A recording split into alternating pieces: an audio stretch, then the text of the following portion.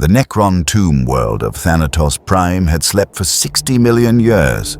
Its residents, ancient machines that had once been flesh and blood, dreamed digital dreams of conquest and the restoration of their empire. The stasis crypts hummed with patient malevolence, waiting for the perfect moment to reclaim the galaxy. That moment came when Deadpool tripped over the activation rune. Ow! What the? He looked down at the glowing hieroglyph beneath his boot. Oh no, that looks important. That looks like a "don't step here" kind of glyph. The ground began to shake. Ancient mechanisms, dormant since before humanity crawled from the primordial soup, ground back to life. Dust that predated the dinosaurs billowed into the air. And from the depths of the tomb, something stirred. Alucard lit a cigarette, utterly unbothered by the apocalyptic awakening happening around them. You know, for someone with enhanced reflexes, you have a remarkable talent for triggering catastrophes. It's a gift, Deadpool said proudly. Also, why are we in a tomb world? I thought we were looking for that orc fighting pit Grimtooth mentioned. You said it was this way, the mask added, holding a comically inaccurate map upside down. I said left at the industrial sector. You took us right. Same difference. The ground split open. A massive doorway, seamless living metal, rose from beneath centuries of accumulated dust. Green energy crackled along geometric patterns that hurt to look at. And from the darkness beyond emerged skeletal warriors made of necrodermis, their eyes glowing with the cold light of murdered stars. The Necron warriors aimed their gauss flares at the trio. The weapons hummed with molecular disintegration energy. One Necron stepped forward, its voice a grinding monotone. Intruders, you have violated sacred burial grounds. You will be disintegrated. Ooh, disintegrated. Deadpool clapped his hands. That's new. I've been vaporized, atomized, and completely liquefied, but never officially disintegrated. This is going on my bingo card. The Necrons opened fire. Gauss energy tore through the trio at the molecular level. Flesh, bone, and costume dissolved into component atoms. The Necrons lowered their weapons, satisfied. Threat eliminated. Then the atoms reversed direction and reassembled. Deadpool's body reconstructed itself from nothing, molecules snapping back together like a film played in reverse. Okay, that felt weird. Like being unmade and remade by an angry god with OCD. Alucard's form coalesced from shadow and blood. His coat, the last thing to materialize. He examined his newly reformed hand with detached interest. Molecular disintegration. How novel. I haven't experienced that particular method of attempted murder before. The mask inflated back to full size like a cartoon balloon. Pop, I'm back, baby. The Necron warrior's optical sensors flickered. Impossible. Targets were atomized, yet they persist. Yeah, we get that a lot, Deadpool said. Look, we're really sorry about waking you up. We were just looking for an orc fight club, took a wrong turn at Albuquerque. Wait, wrong reference. Took a wrong turn at the Manufactorum, and boom, ancient robot awakening, classic Tuesday. Another Necron emerged from the tomb.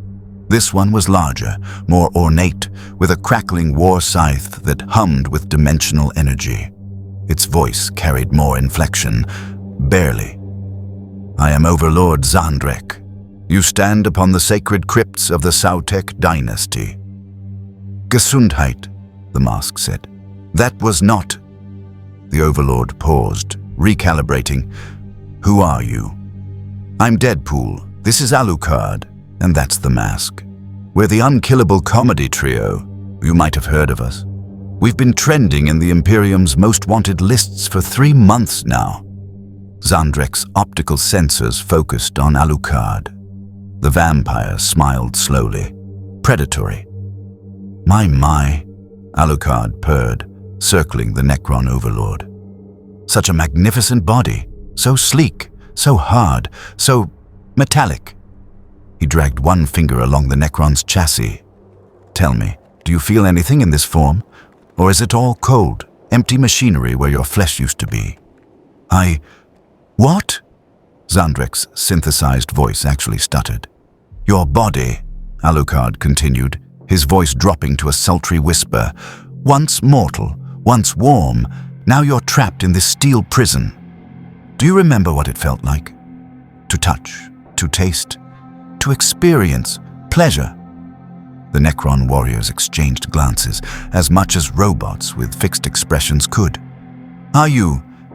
Is this creature attempting to seduce me? Maybe, Alucard breathed.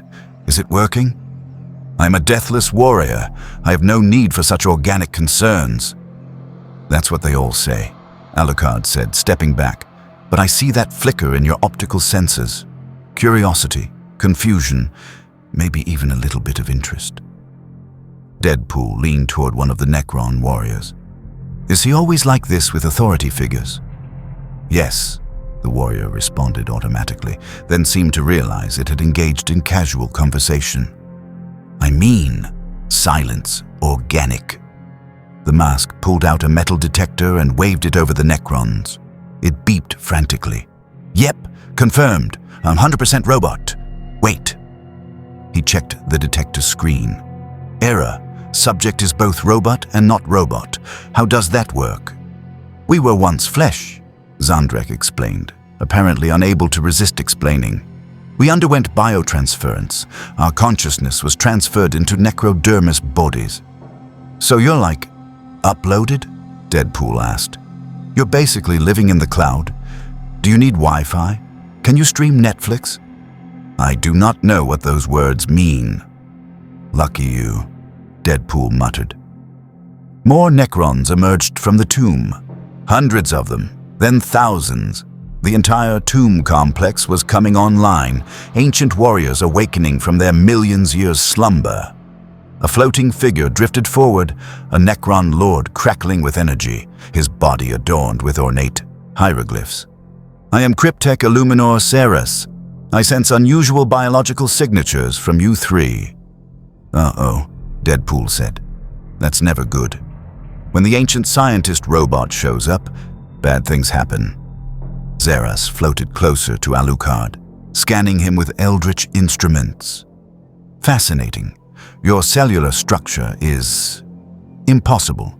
You regenerate at the molecular level. You exist in a state of perpetual death and undeath. It's called being a vampire, darling, Alucard said.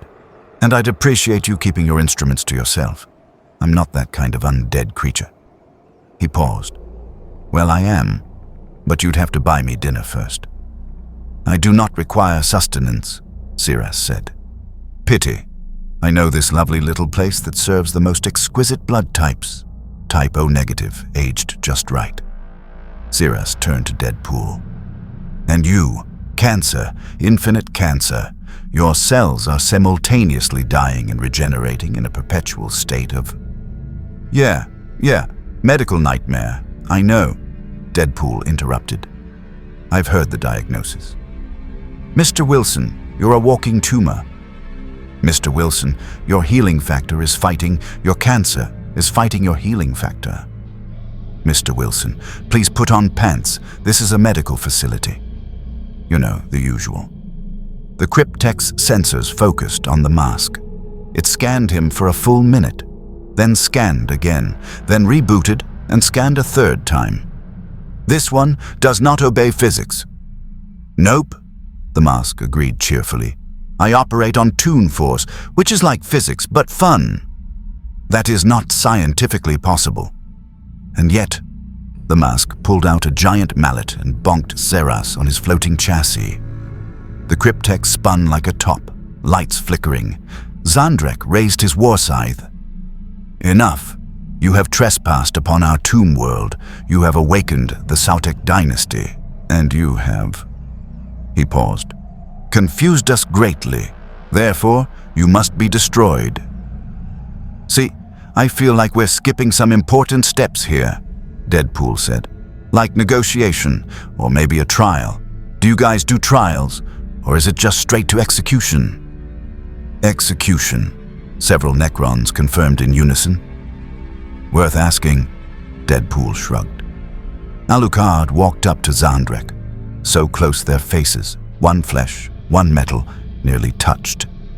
Before you attempt our execution, let me make something very clear. His voice was silk and poison. I have existed for over 500 years. I have been killed in every way imaginable. Staked, blessed, burned, dismembered. Nothing sticks. He smiled, showing far too many teeth. You're ancient warriors from a dead empire, yes. Impressive. But you're not special. You're just another faction trying to kill us, and we're very, very good at not dying. Your arrogance will... The mask pulled out an air horn and blasted it directly at the assembled Necron army. The sound echoed through the tomb complex, triggering ancient defensive systems that hadn't been properly calibrated in 60 million years. Alarms wailed. Defense turrets emerged from walls and immediately started shooting at each other. Half the Necron warriors' reanimation protocols glitched, and they started doing the robot dance. Actual dancing, not the intentional kind. What have you done? Zandrek demanded. Improved your security system, the mask shouted over the chaos. You're welcome. Deadpool drew his katanas. Okay, so, real talk. You guys are ancient murder machines bent on galactic conquest. We're unkillable chaos agents who've been making the entire 41st millennium uncomfortable for 3 months. This fight, it's going to be legendary or hilarious. Probably both. Alucard cracked his neck, the sound echoing unnaturally. I haven't fought ancient undead before. This should be stimulating. Did he just... A Necron warrior started. Ignore him, Zandrek ordered. He does that. The Necron army raised their weapons. The trio prepared for battle. And somewhere deep in the tomb, an even older consciousness stirred. Something that had been sleeping since before the biotransference, something that the Necrons themselves had forgotten. It sensed the disturbance, the impossible signatures, the beings who shouldn't exist. And it began to wake.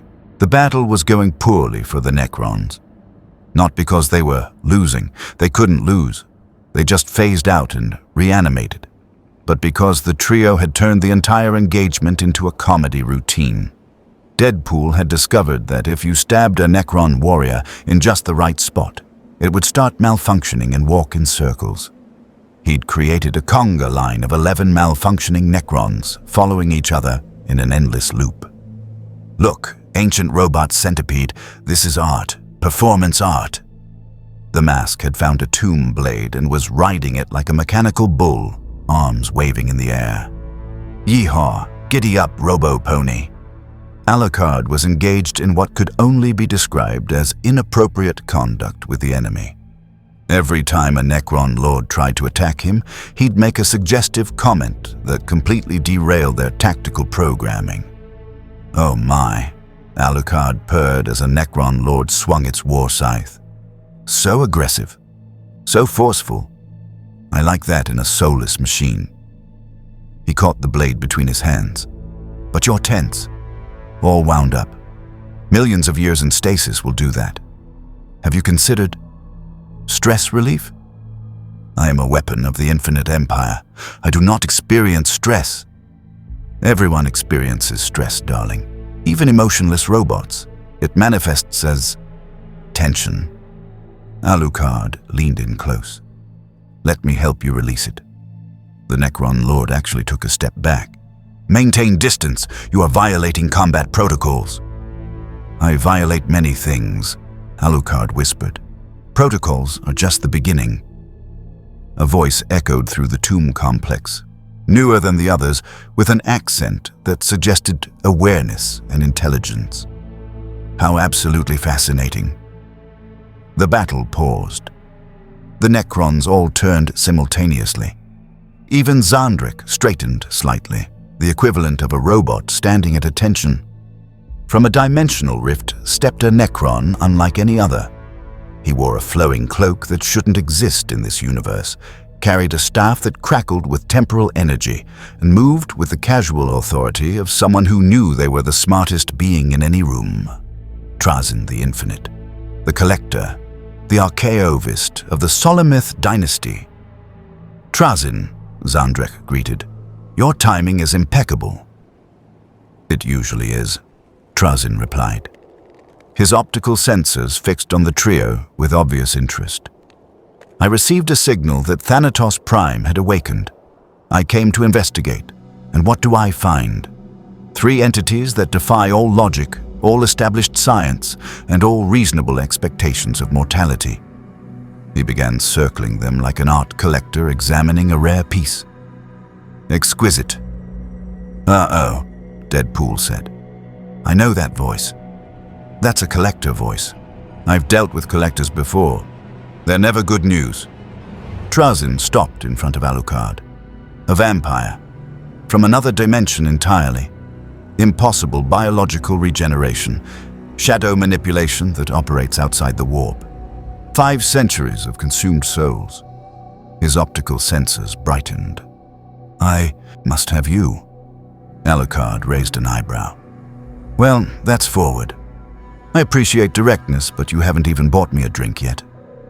"For my collection," Trazyn clarified. "Oh, how disappointing. I thought you were propositioning me." Alucard examined his fingernails. "Still, I appreciate the interest, but I'm not museum material, darling. I'm a work in progress, an ongoing masterpiece of violence and seduction." Trazyn moved to Deadpool, the 4th wall breaker, aware of narrative structure, blessed or cursed with knowledge of the metafictional nature of reality, combined with a healing factor that borders on divine intervention. He leaned closer. "Tell me, can you truly perceive the boundaries of your existence?" "Oh, you have no idea," Deadpool said, looking directly at nothing. "I can see everything, the readers, the author, the entire structure of this fan fiction. It's exhausting, honestly. Do you know how hard it is to take anything seriously when you know you're in a YouTube script?" "What is he talking about?" Zandrek asked. "Meta-awareness," Trazyn explained. "He perceives layers of reality beyond our comprehension. It's remarkable."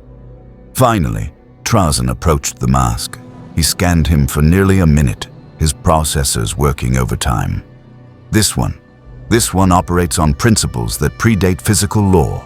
Cartoon physics, toon force, the ability to impose narrative convenience over objective reality. He turned to his compatriots. "Do you understand what we're looking at? These 3 beings represent fundamental violations of universal constants. They must be preserved."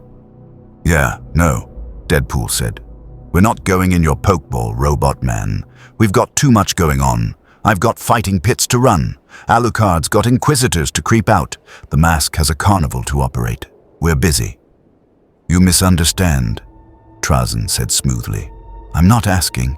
I'm the greatest collector in the galaxy. I have entire civilizations in stasis. Primarchs, greater demons, living saints.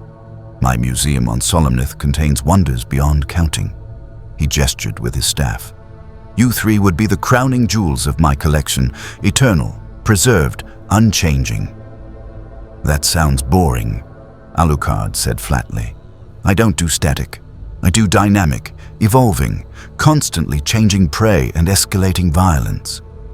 He stepped toward Trazyn, his eyes gleaming. "But I'm curious about you, Collector. You've existed for millions of years.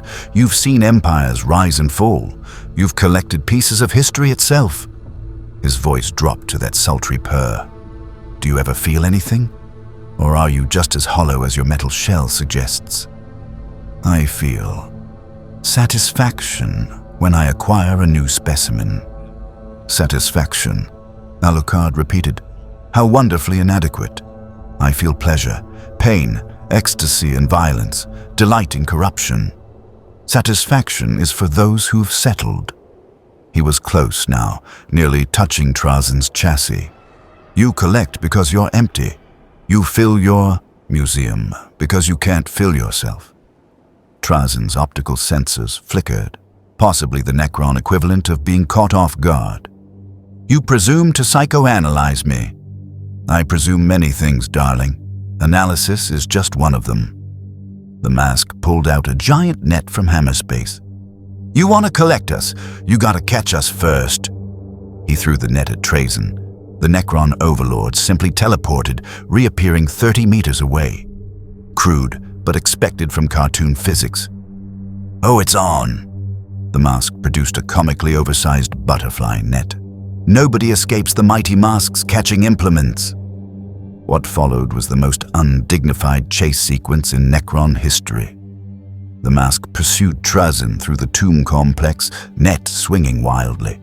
Trazyn teleported repeatedly, maintaining his dignity, even as a green-faced chaos agent treated him like a rare butterfly. Hold still, I want to collect you now. The irony is not lost on me. Trazyn teleported again. Deadpool turned to the assembled Necron army. So, while they do that, can we talk about your whole ancient empire thing? Because I've got to be honest, the aesthetic is very angry Egyptian meets Terminator. It's a look, not a good look, but definitely a look. Silence organic. See, that's another thing. You keep saying organic like it's an insult, but you used to be organic, right? Then you uploaded yourselves into robot bodies. That's not ascension, that's the worst tech support decision in galactic history.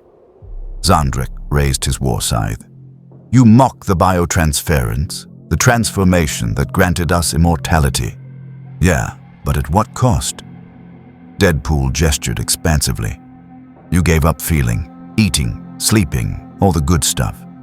For what? The ability to not die. Buddy, I got that with the ability to still enjoy tacos. You got scammed.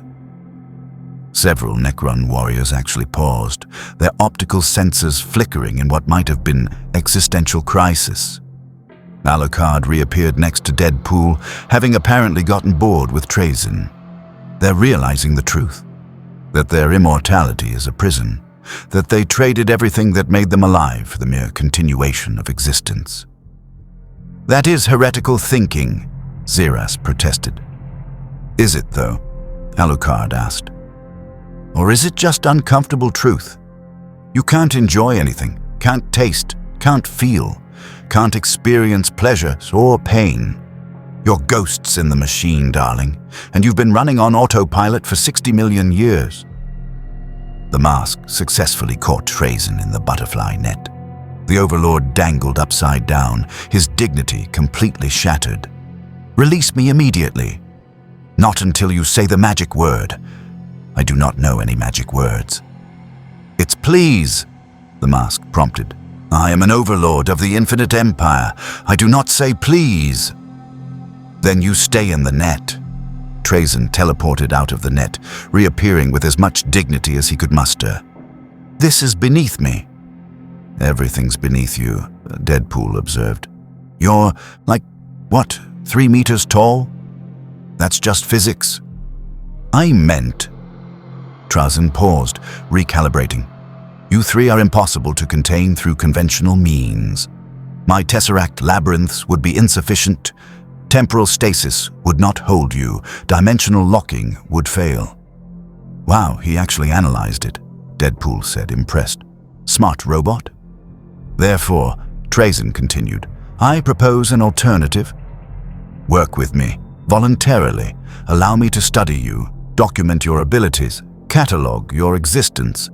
In exchange, I will grant you access to my museum, to artifacts from across history, to knowledge that predates your universes.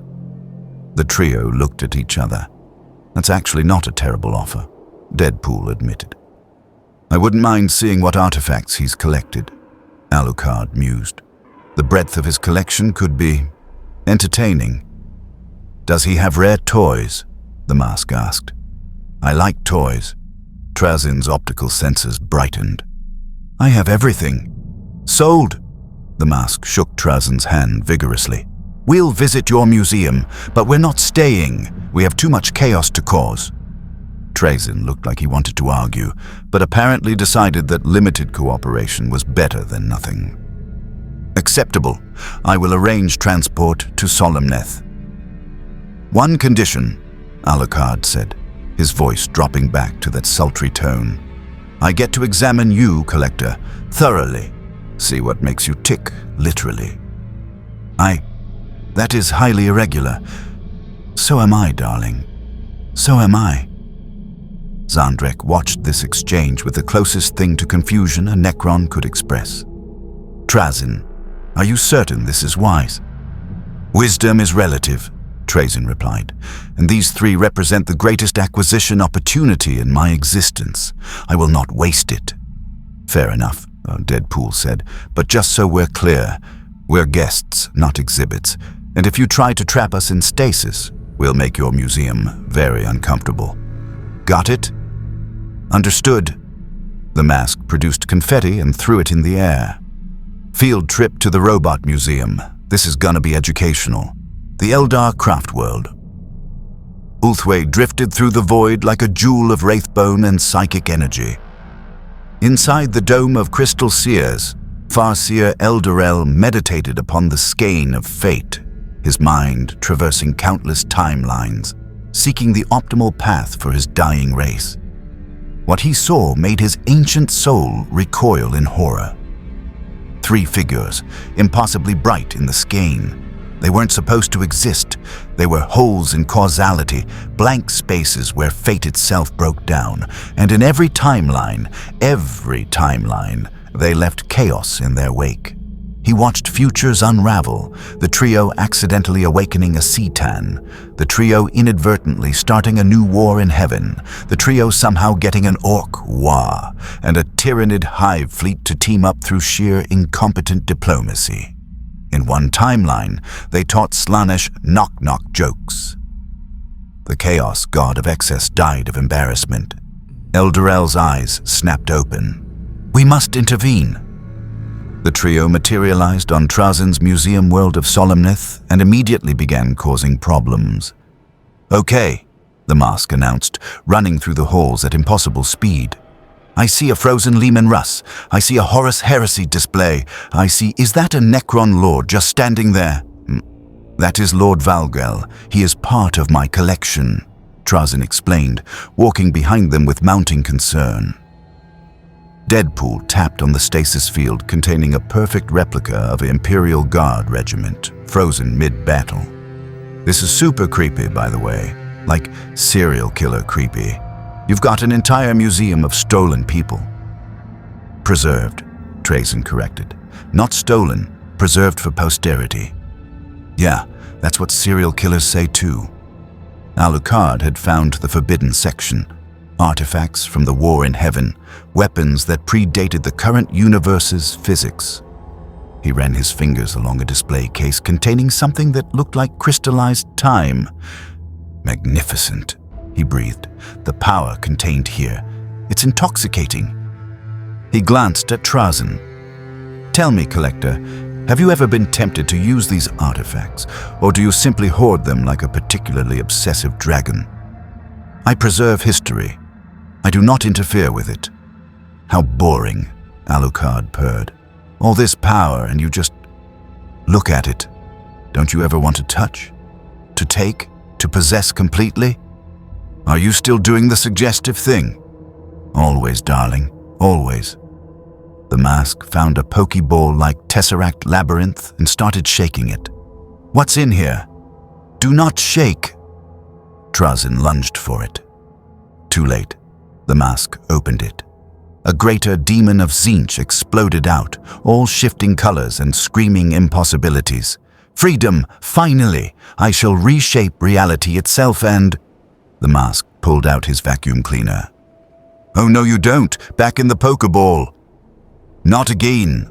The demon shrieked as it was sucked into the vacuum bag. Trazyn stood very still.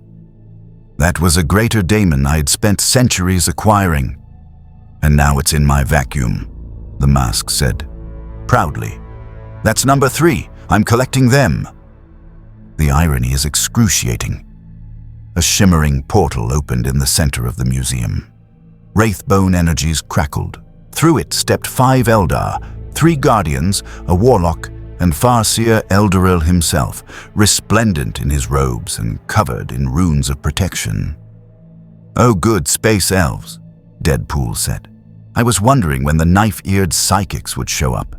You guys are always showing up with cryptic warnings. It's like your whole thing." Eldaril's ancient eyes fixed on the trio. You are the aberrations, the holes in fate, the beings who should not exist." "Wow, rude," Deadpool said. "We prefer alternative existence patterns. Thank you." The Farseer stepped forward, his staff crackling with psychic power. "I have seen what you will do, what you have already done across infinite timelines. You are not malicious, but your very presence destabilizes the skein of fate. You are awesome," the mask suggested. "Catastrophic," Eldaril finished. Alucard examined the Eldar with predatory interest. Ancient, psychic, elegant, all the markers of a species that thinks it's superior to everyone else. He circled the Farseer slowly. "Tell me something. You see the future, yes? All possible timelines, all potential outcomes." "I do." "Then you've seen this." Alucard moved with inhuman speed, appearing directly in front of Eldaril, their faces inches apart. "You've seen me do unspeakable things. You've watched me in those timelines. Tell me, Farseer, did you enjoy the show?"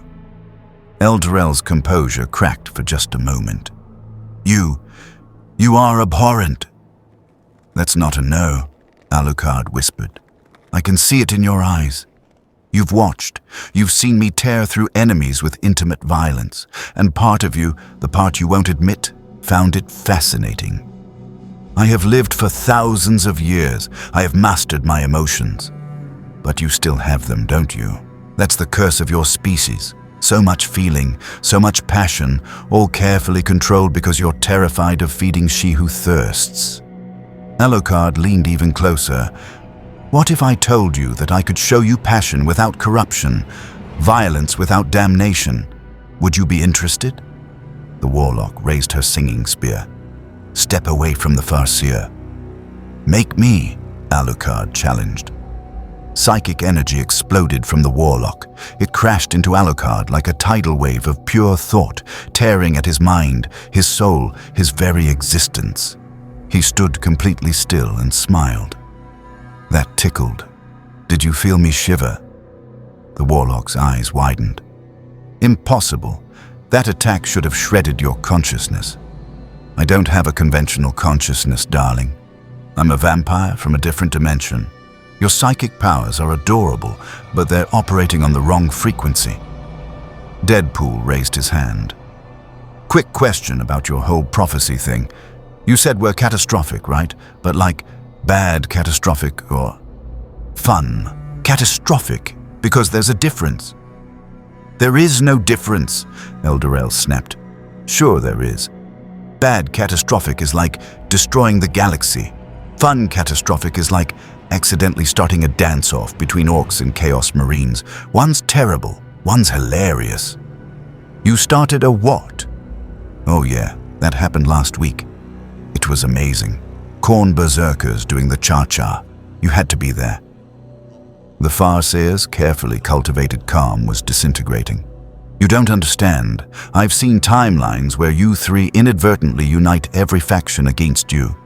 I've seen futures where your mere existence causes a second war in heaven. I've seen realities where you somehow make chaos and order swap places through sheer incompetence."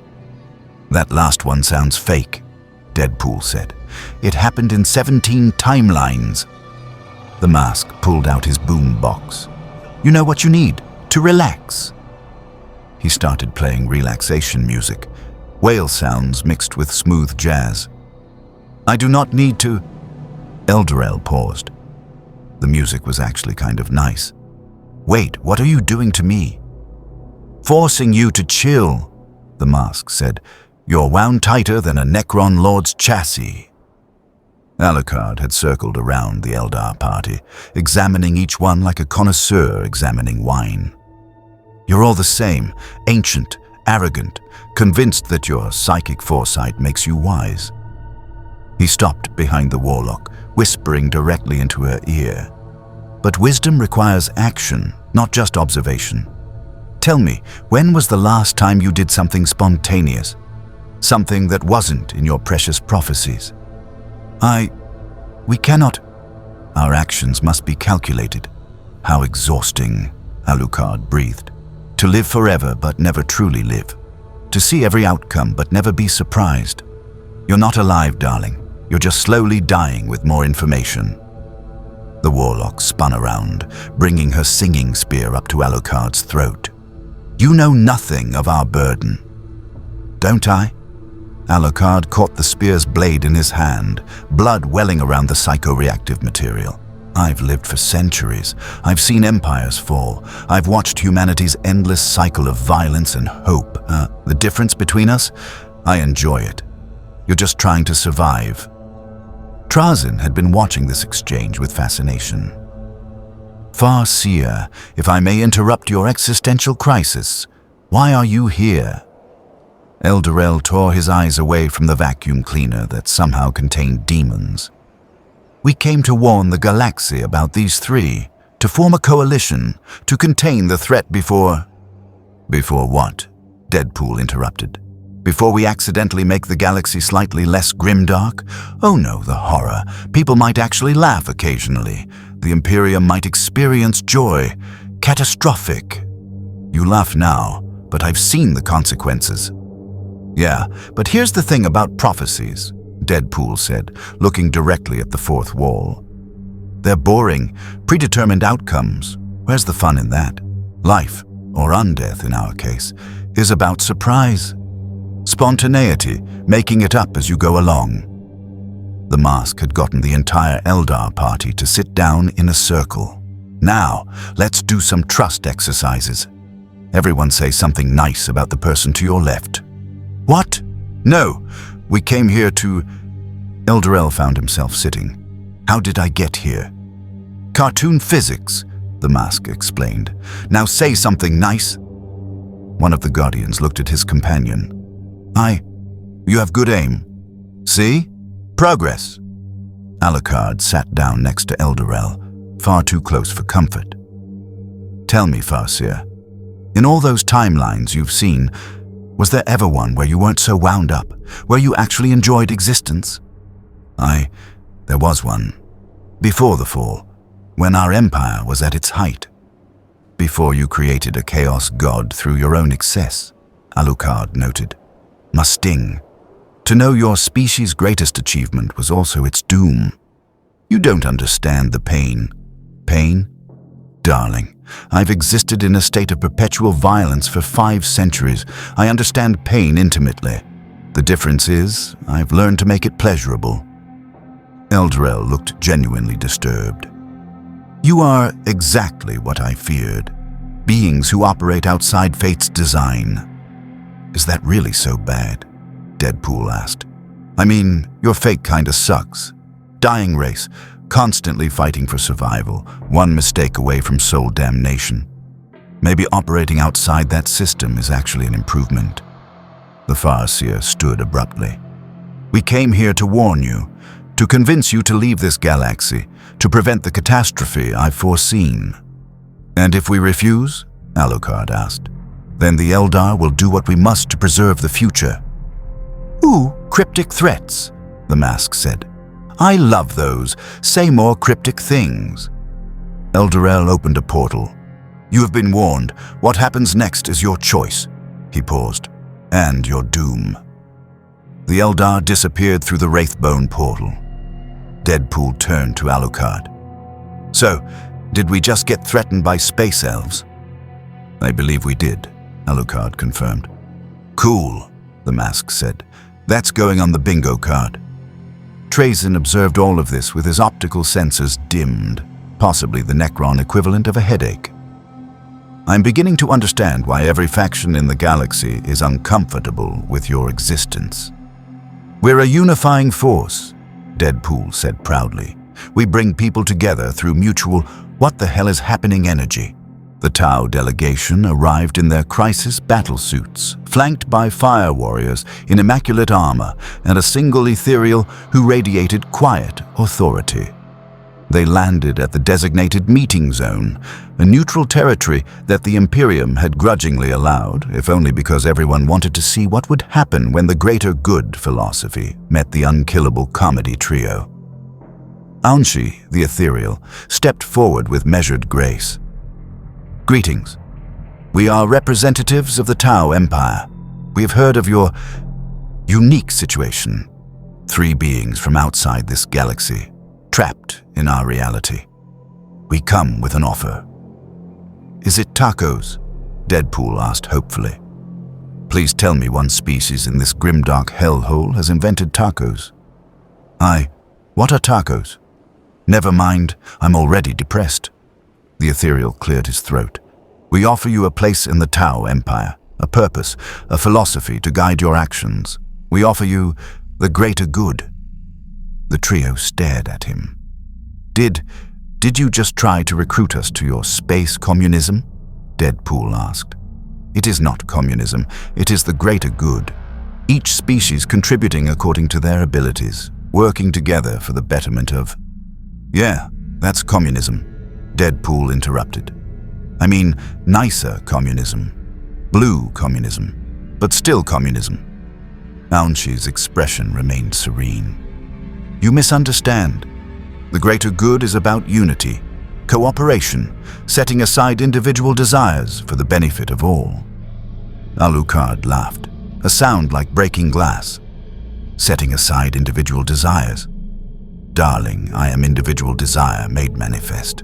I exist for my own pleasure, my own entertainment, my own satisfaction." He approached the ethereal with predatory grace. "And you want me to suppress that? For what?" "The vague promise of collective benefit. For the advancement of all sentient life," Aunshi explained patiently. "Boring," Alucard purred. "Tell me something, ethereal. Do you ever feel anything? Real emotion, raw, unfiltered passion, or is it all carefully modulated for maximum societal efficiency?" "I feel dedication to the greater good." "That's not an emotion, that's a mission statement." Alucard circled him slowly. "What about desire, lust, the urge to take what you want regardless of consequences?" The fire warriors tensed, raising their pulse rifles slightly. "I'm above such base impulses," Aunshi said calmly. "Are you, though?" Alucard leaned in close, his voice dropping to that sultry whisper. "Or have you just convinced yourself that denial is virtue? I can smell it on you, ethereal. The carefully controlled emotions, the rigid discipline. You're wound so tight I'm surprised you don't shatter." "This is your attempt at seduction?" Aunshi asked, genuinely curious. "It is ineffective. The Tau have evolved beyond such—" "Nobody evolves beyond desire, darling. They just get better at lying about it." The mask pulled out a pamphlet and started reading. "Join the greater good. Benefits include healthcare, dental, regular meals, and a vague sense of collective purpose." What about razzle-dazzle? Is there razzle-dazzle?" "I do not understand that word," a fire warrior admitted. "Exactly the problem."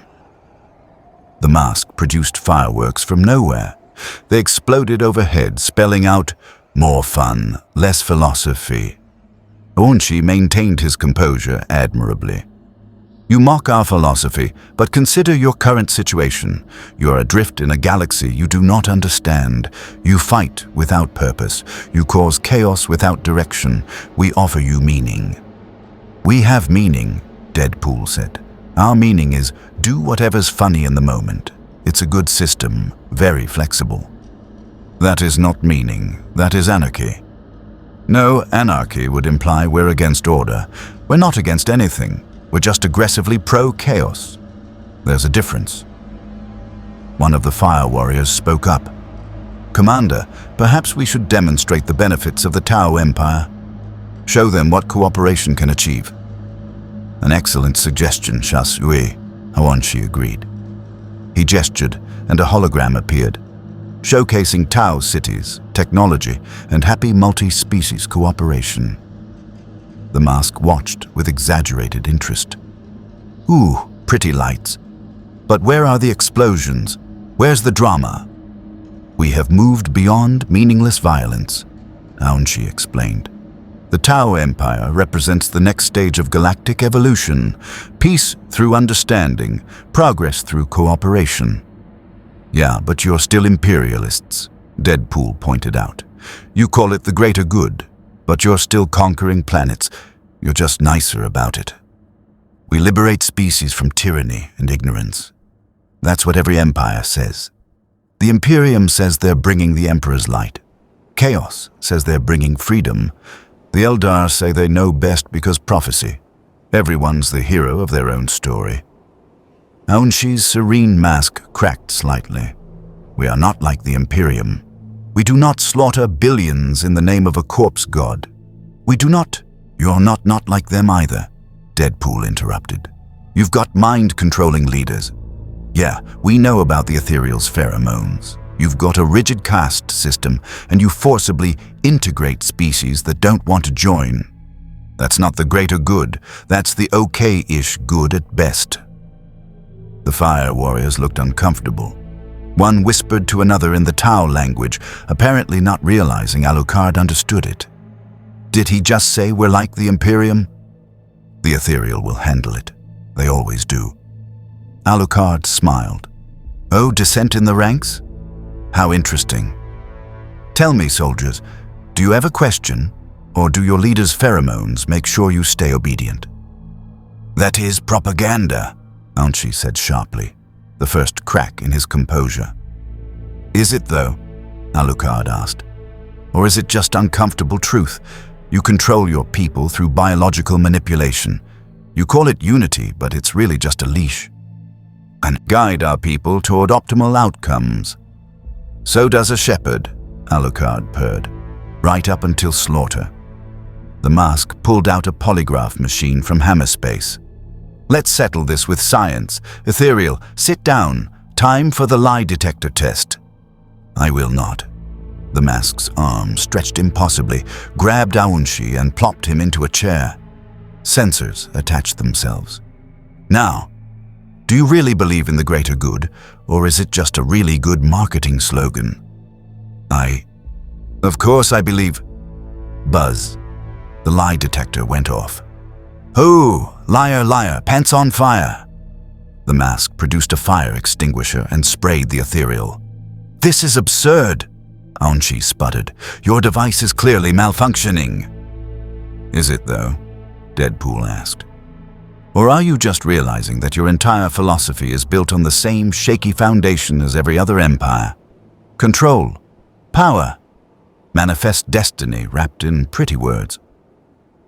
One of the fire warriors stepped forward, removing her helmet. She was young, her face showing genuine curiosity. You three, you don't serve anyone. You just exist? Pretty much, Deadpool confirmed. But what's your purpose? Our purpose is whatever we decide it is that day, Alucard explained. Sometimes it's violence, sometimes it's entertainment, sometimes it's making self-righteous factions deeply uncomfortable. That sounds lonely, she admitted. Alucard's expression softened, barely. Loneliness implies wanting something you don't have. We have each other, and that's sufficient. And we have fun, the mask added. Don't forget the fun. Fun is very important. Aunshi stood, composure restored. I see we will not convince you with words. Perhaps a demonstration of our military might will do what exactly? Deadpool asked. We're unkillable. Your pulse rifles won't work. Your battle suits won't work. Your railguns won't work. We've already been disintegrated by Necron Goss weapons, and we came back. What's your play here?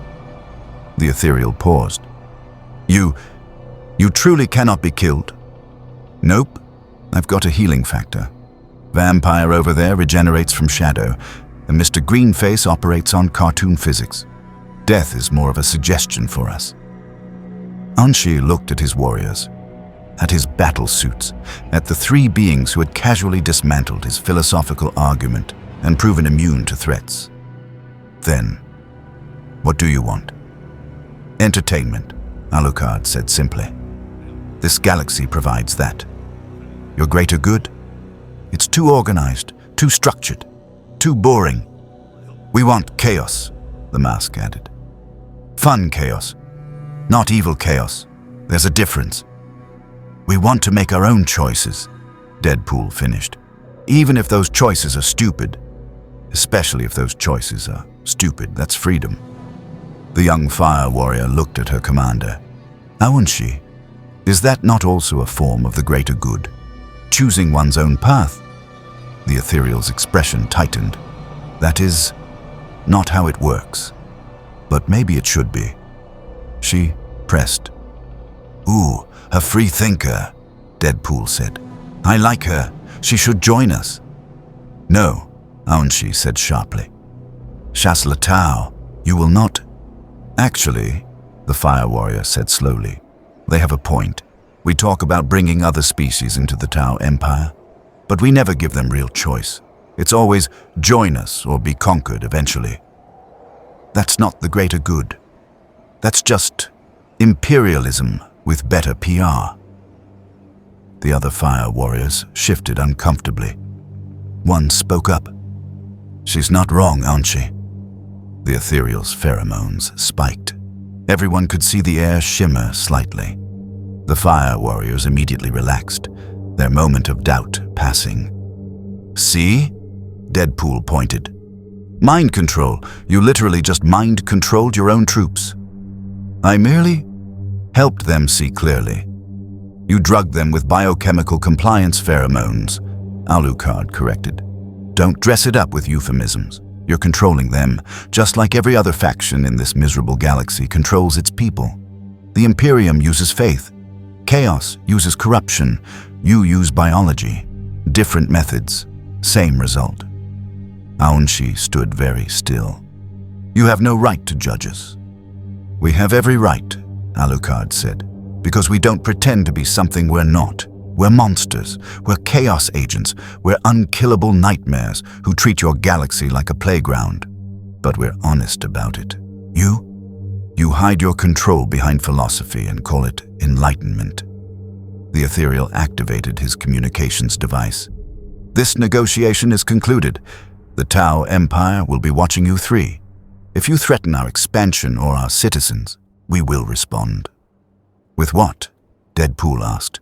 Strongly worded letters, philosophical debates, pulse fire that we'll regenerate from. Aunshi didn't answer.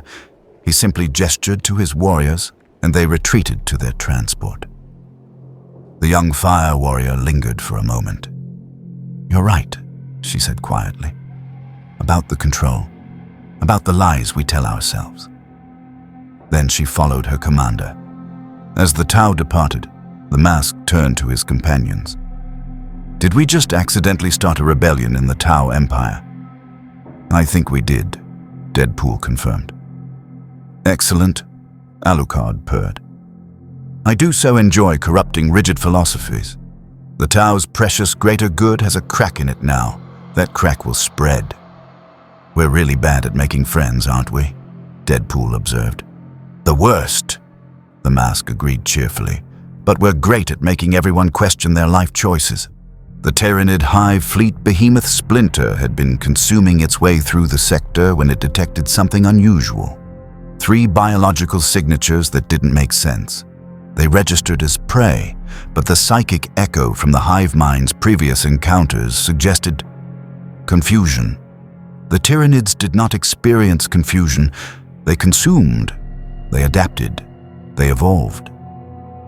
Confusion was not part of their programming until now.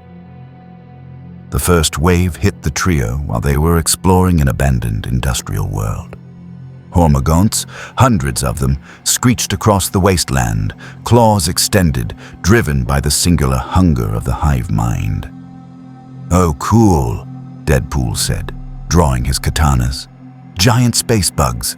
I've always wanted to fight giant space bugs. They're like regular bugs, but bigger, which makes them easier to hit. The hormagaunts crashed into them like a living wave. Alucard stood perfectly still and allowed himself to be torn apart. Claws shredded his coat. Teeth bit into his flesh. For 3 seconds, he was consumed. Then he reformed from the blood and shadows, stepping out of the swarm with a smile. Oh my, so aggressive, so hungry, so intimate. He licked blood from his lips, his own blood mixed with tyrannid ichor. Tell me, little creatures, do you feel anything when you feed? Or is it just blind instinct? The hormagaunts paused, their limited neural pathways struggling to process a prey item that had been consumed but was now standing unharmed. The hive mind's attention focused more intently. The mask pulled out a giant fly swatter and started batting hormagaunts away like baseballs. Each impact sent the creatures flying hundreds of meters. Bonk, home run, bonk, another home run, I'm on fire. That's not how baseball works, Deadpool shouted, bisecting 2 hormagaunts with a scissor motion of his katanas. It is now. More tyrannids arrived, termagants with flesh borers, warriors with bone swords, a carnifex that shook the ground with each step. The hive mind was analyzing, learning. These prey items were unkillable, therefore new approach required.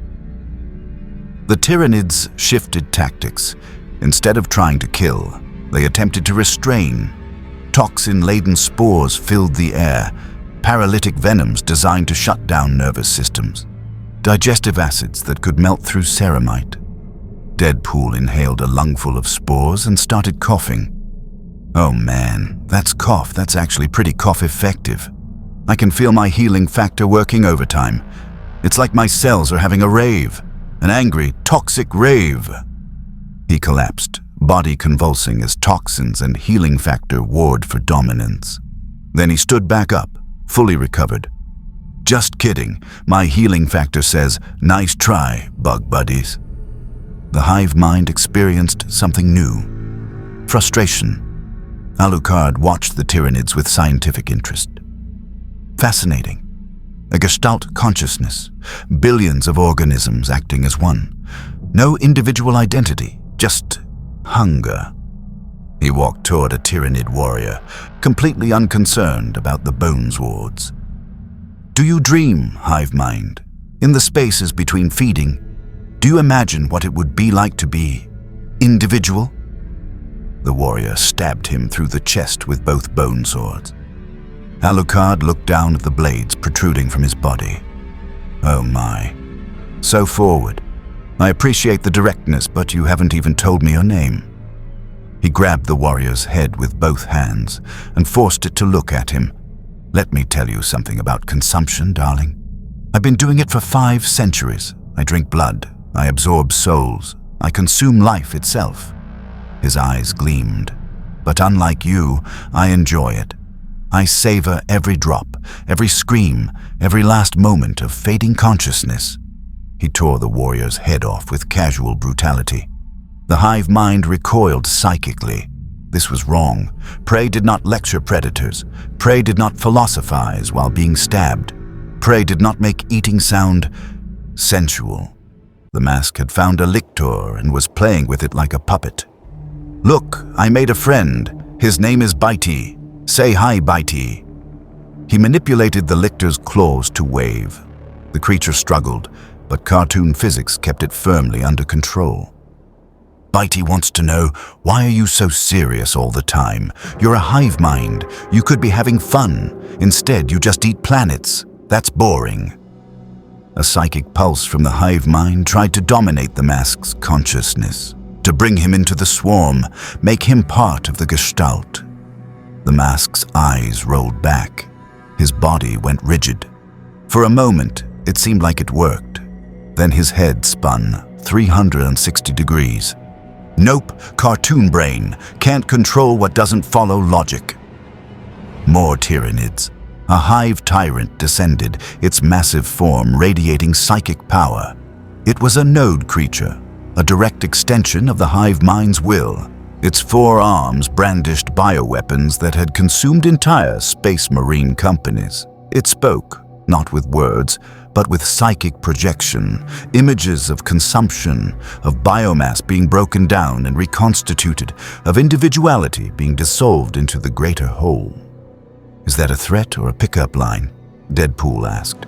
"Because I've gotten weird pickup lines before, but I'm going to dissolve you into genetic paste is definitely top 5. The Hive Tyrant's psychic assault hit all 3 simultaneously.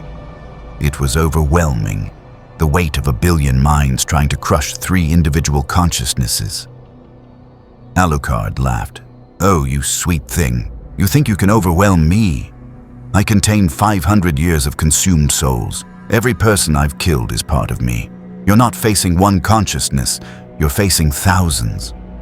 His shadows exploded outward, and within them, faces appeared. Screaming, laughing, crying.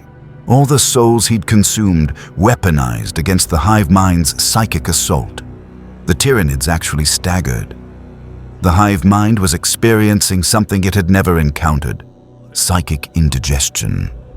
Deadpool clutched his head. "Okay, psychic assault. Very creative. But here's the problem. My brain is cancer. Like, literally. You're trying to dominate a consciousness that's already fighting itself 24/7. Good luck with that."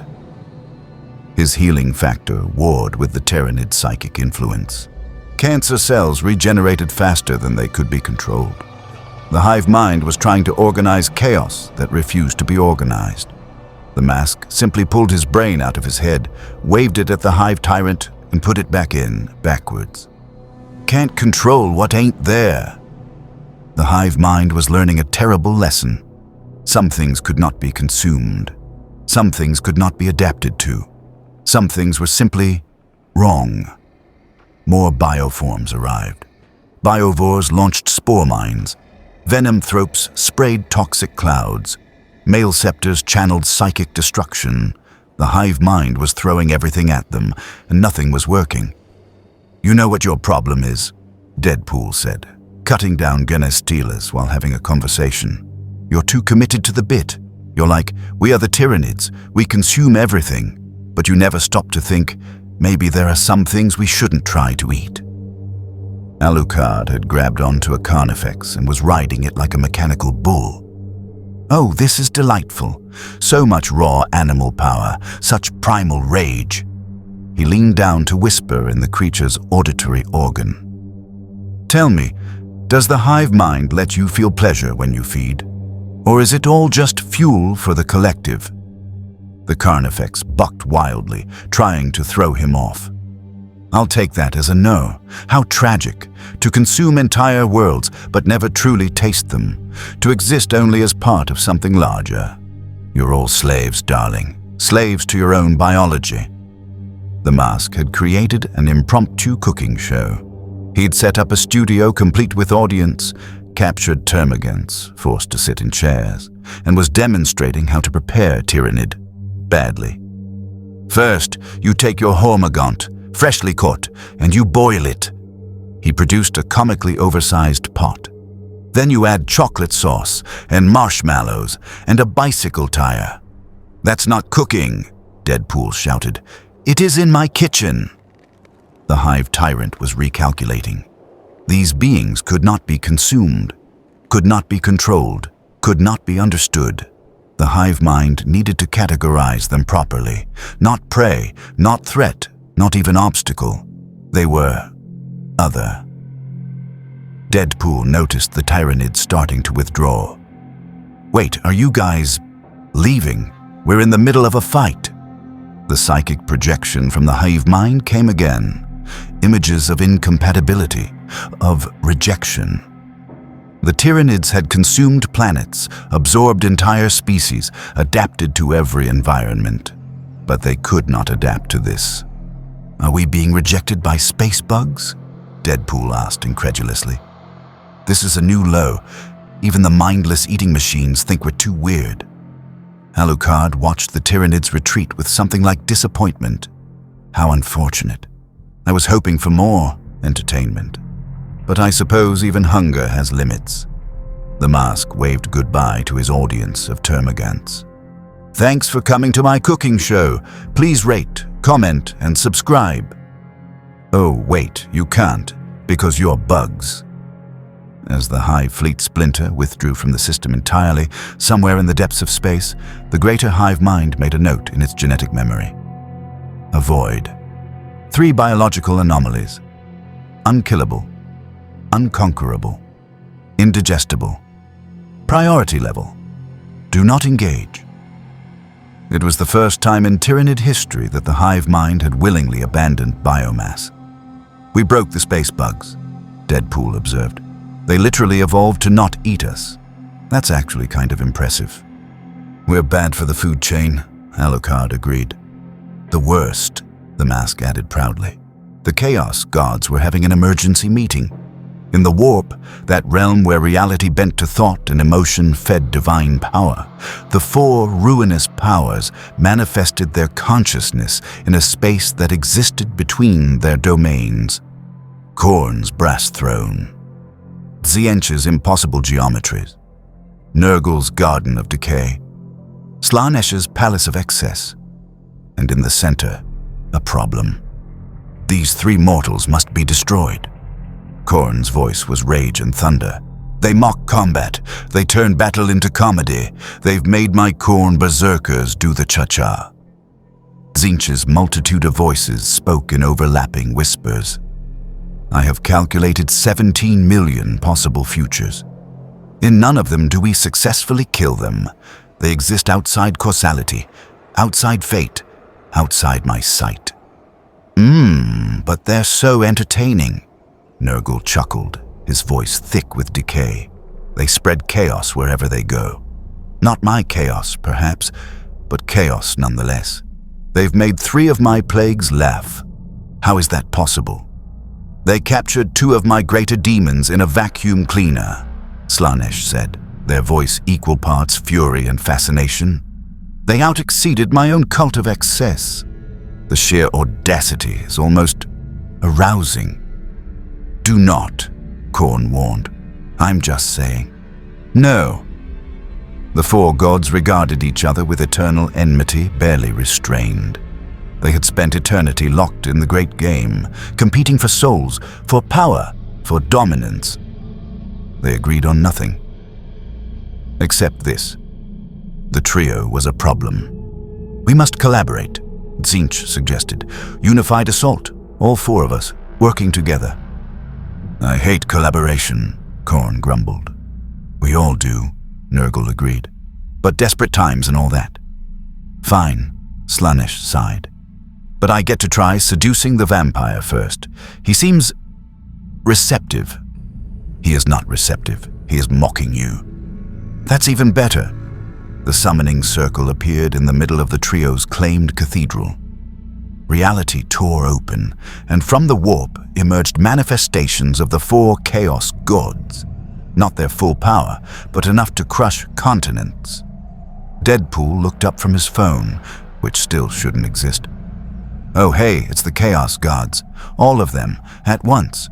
This is either really bad or really funny. Deadpool, Alucard, the mask.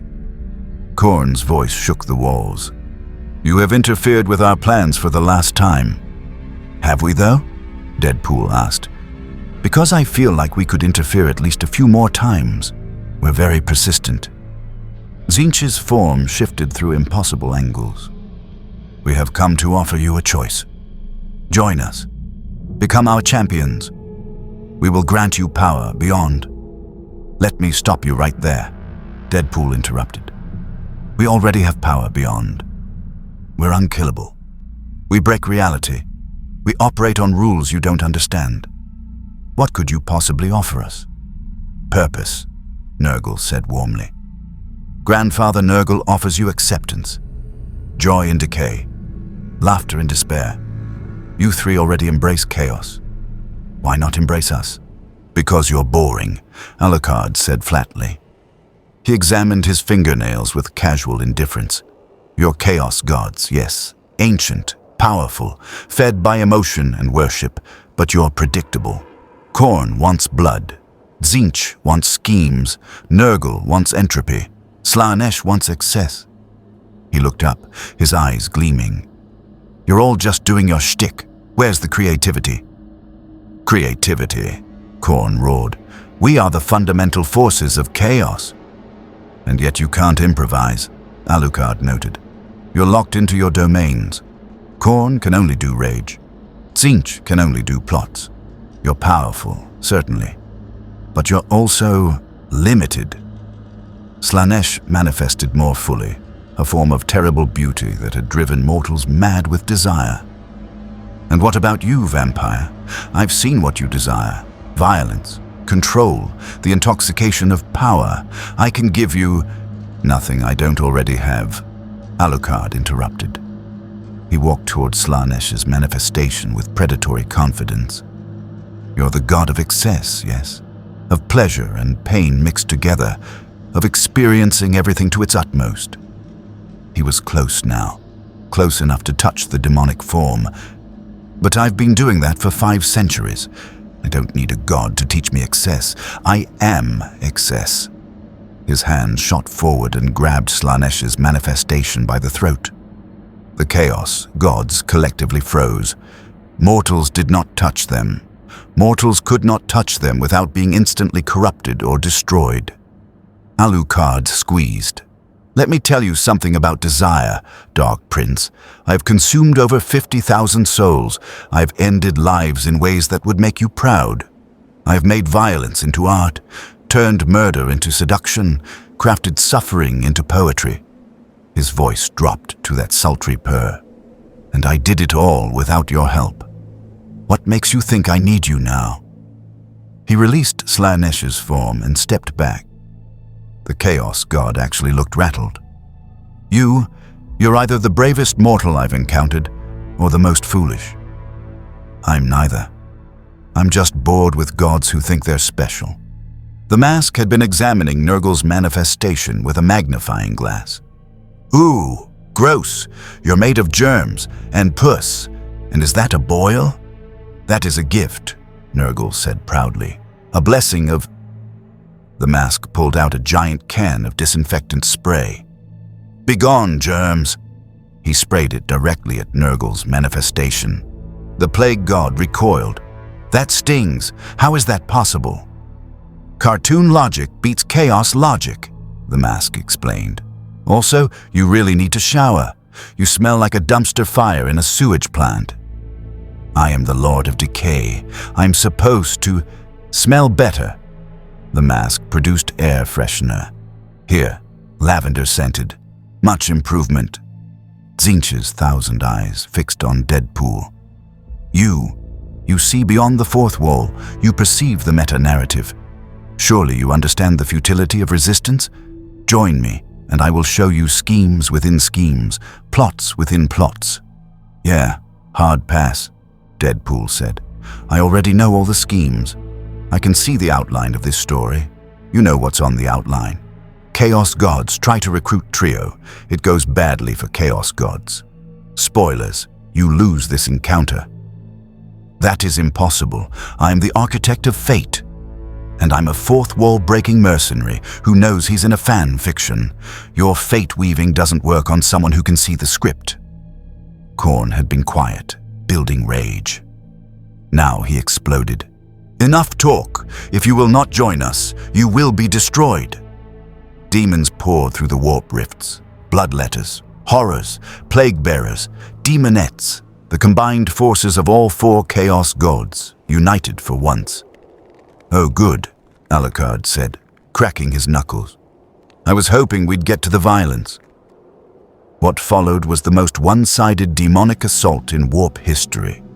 Bloodletters charged with hellblades raised. Alucard simply stood there and let them hit him.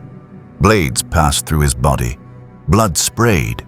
He collapsed, then reformed behind them. My turn. His castle and jackal roared. Each blessed bullet tore through demonic forms, banishing them back to the warp. But Alucard wasn't satisfied with that. He grabbed a bloodletter by the throat and drank deeply from its warp essence. The sensation was exquisite agony. demon blood burned like liquid fire. Alucard's face twisted in a rictus of pain and pleasure. "Oh, fuck yes," he moaned. "That's the good stuff. Pure, undiluted chaos essence. It burns so beautifully." "You're consuming my daemons!" Khorne roared in outrage. "I consume everything, darling. Your demons just taste spicy." Deadpool was engaged with a pack of demonettes. They tried to seduce him, whispering promises of pleasure beyond mortal comprehension. Yeah, endless ecstasy. I've heard it before," Deadpool said, shooting one in the face. "But here's the thing, I'm clinically insane and I have a healing factor. Your Slaanesh brand corruption can't compete with the chaos already in my brain. It's like trying to poison someone who's already poisoned. The math doesn't work." A demonette managed to claw him across the chest. 4 deep wounds, instantly fatal to a normal human. Deadpool looked down at them. "Ooh, kinky. But I didn't consent to this. That's just rude." He decapitated it with his katana. Enthusiastic consent is important, kids, even in demonic corruption scenarios. The mask had discovered that cartoon physics directly countered warp physics. Every time a demon tried to use its unnatural abilities, the mask would do something even more unnatural that cancelled it out. A pink horror tried to split into blue horrors. The mask split into 17 masks. "I can do it more." A plague bearer spread corruption. The mask pulled out a mop and cleaned it up. "Cleanliness is next to maskiness," a bloodletter screamed for skulls. The mask produced a skull, a fake one, plastic, from a Halloween store. "Here, free skull, you're welcome." The Chaos Guards watched, their forces being not just defeated, but made ridiculous. "This isn't working," Nurgle observed. "You think?" Khorne bellowed. Slaanesh tried a different approach. "Vampire, Alucard, I know what you truly want. Not just violence, not just blood. You want to feel alive again, to experience mortality, to have something mean something." Alucard paused, a bloodletter's head in his hand. "I can give you that," Slaanesh purred. "Mortality, sensation, the ability to die if you choose. Isn't that what you really want, after 5 centuries of unkillable existence?" For a moment, Alucard looked genuinely tempted. Then he laughed. "Oh, you almost had me. That was good. Really played on the existential dread angle." He crushed the bloodletter's skull. "But no, because here's what you don't understand. I like being a monster. I've embraced it. I don't want redemption. I don't want mortality. I want exactly what I am, an unkillable nightmare that makes gods uncomfortable." Slaanesh actually looked disappointed. Tzeentch made one last attempt. "Then we have no choice. If you will not join Chaos, you will be removed from the game board entirely." The 4 gods combined their power. Reality screamed. The warp opened fully, trying to drag the trio into its depths, where they could be trapped forever. Deadpool grabbed onto a pillar. "Oh no, we're being pulled in. Quick, someone do something dramatic." "On it," Alucard said. He released all his restrictions. Shadows exploded from his body, the collected souls of 5 centuries.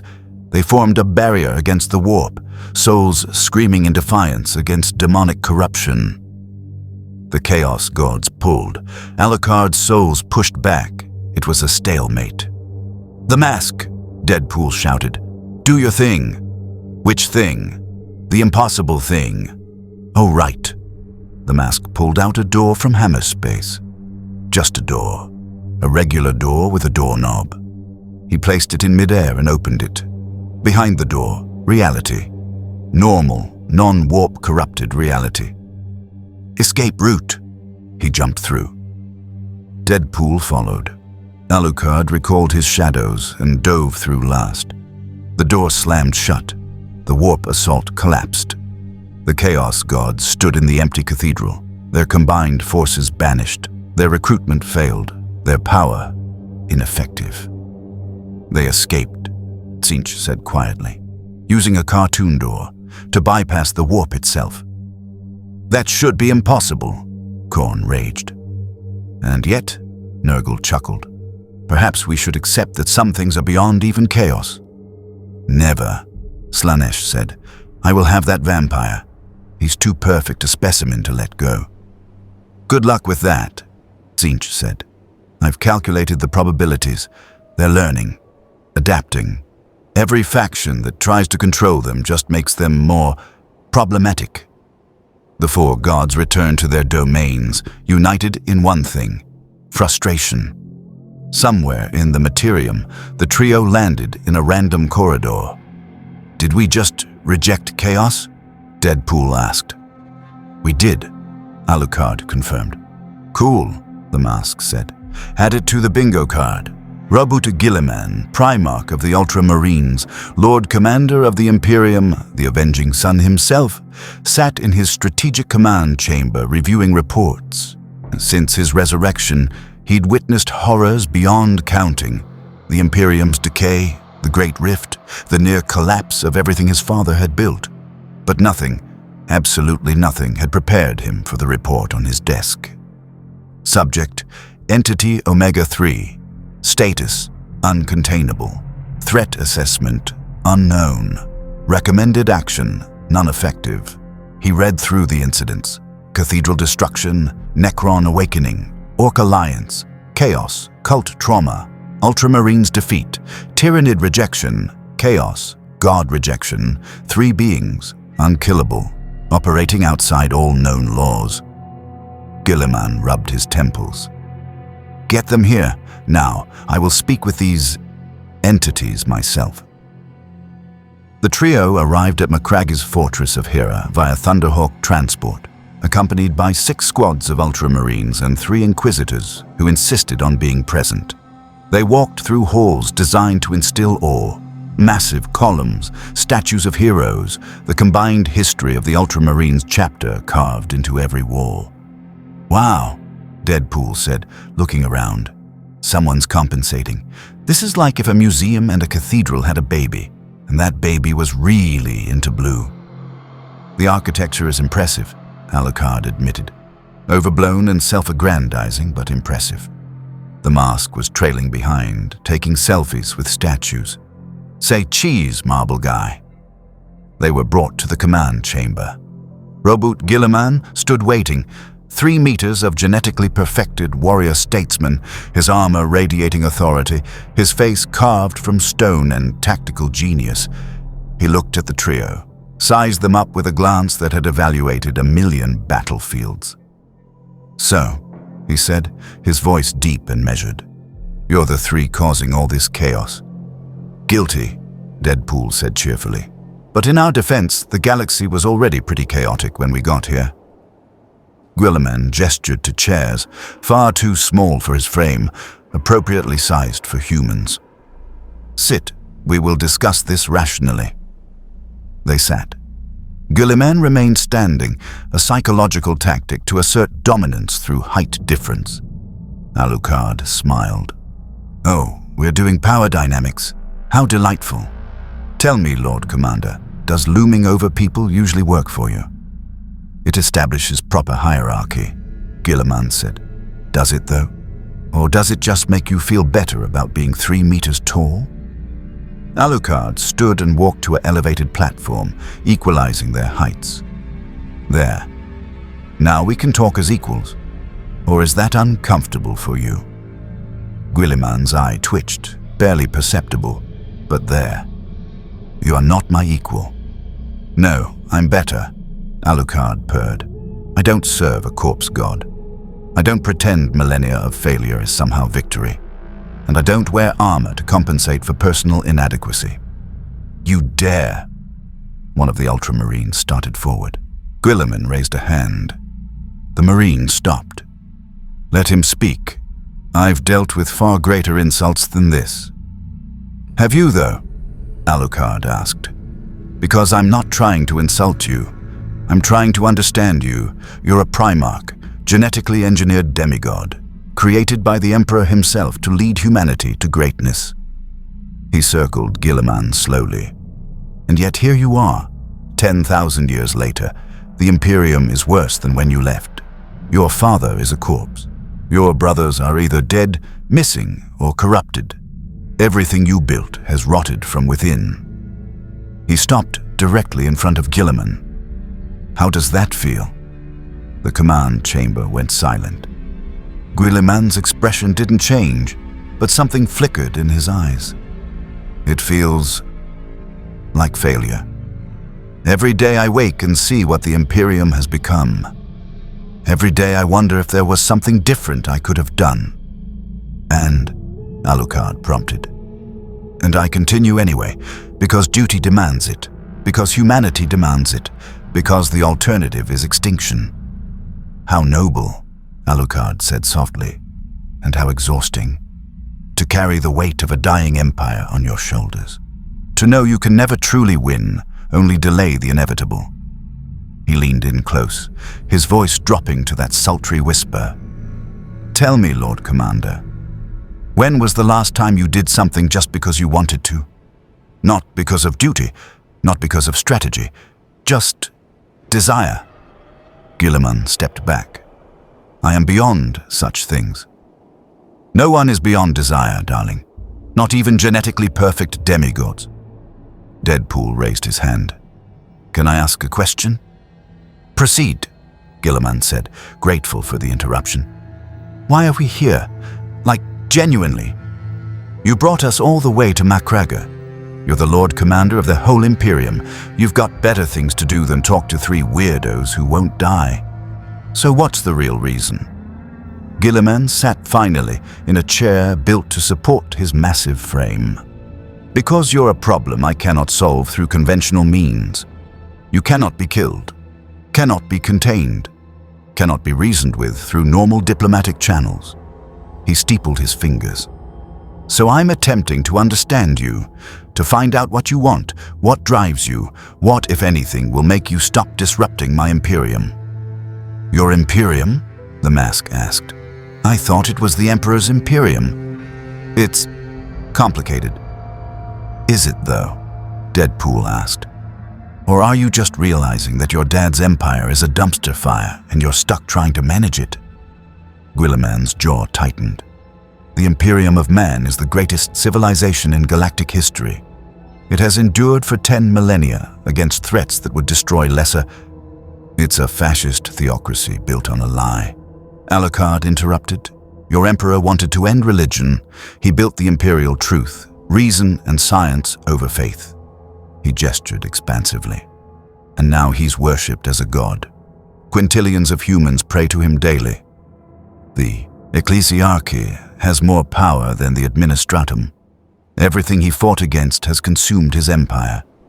He smiled. That must keep you up at night, knowing that your father's greatest fear came true. You presume to lecture me on my father's vision?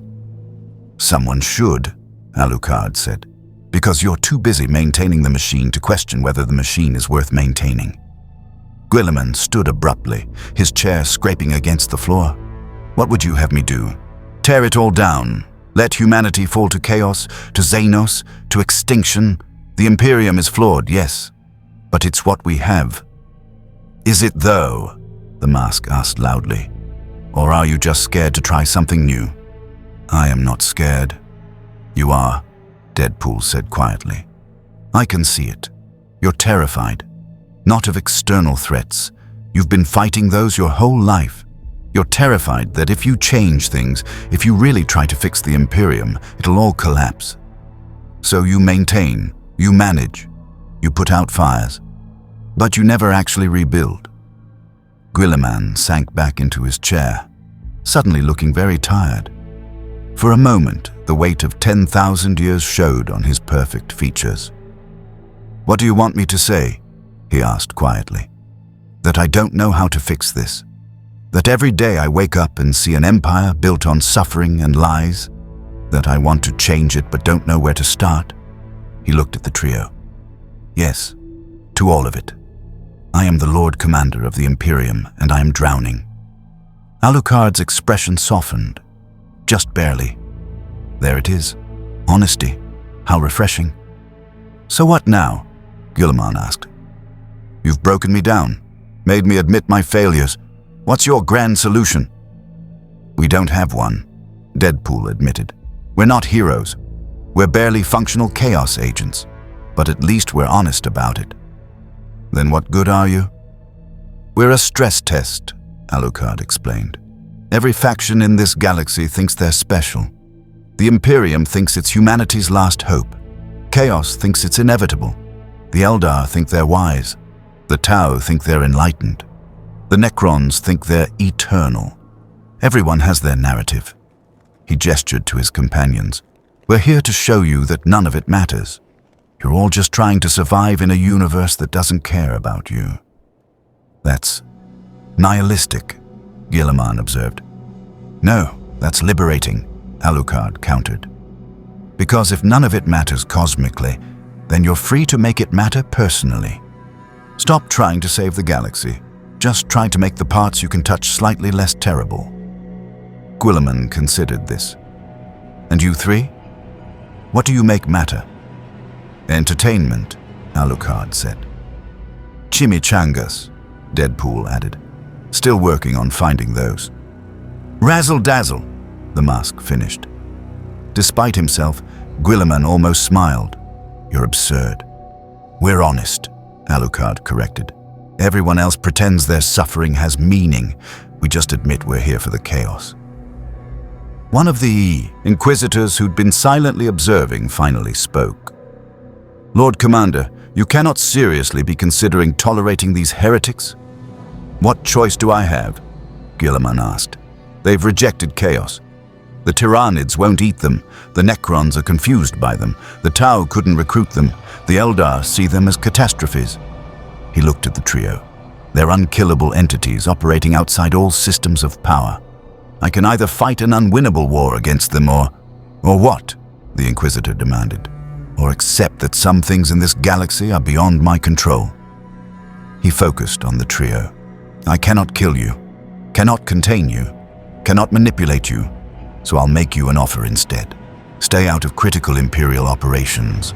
Don't deliberately sabotage our defense against external threats. In exchange, I won't waste resources trying to stop you." "That's it?" Deadpool asked. "No conditions? No serve the Emperor speeches?" "You've already demonstrated you're immune to those," Guilliman said dryly. "I'm being pragmatic." Alucard studied the Primarch with new respect. "You're smarter than your brothers. Most of them would keep fighting even when it's futile. You accept reality." "Reality is all I have left," Guilliman said. They shook hands, Primarch and Vampire. It was possibly the strangest diplomatic moment in Imperial history.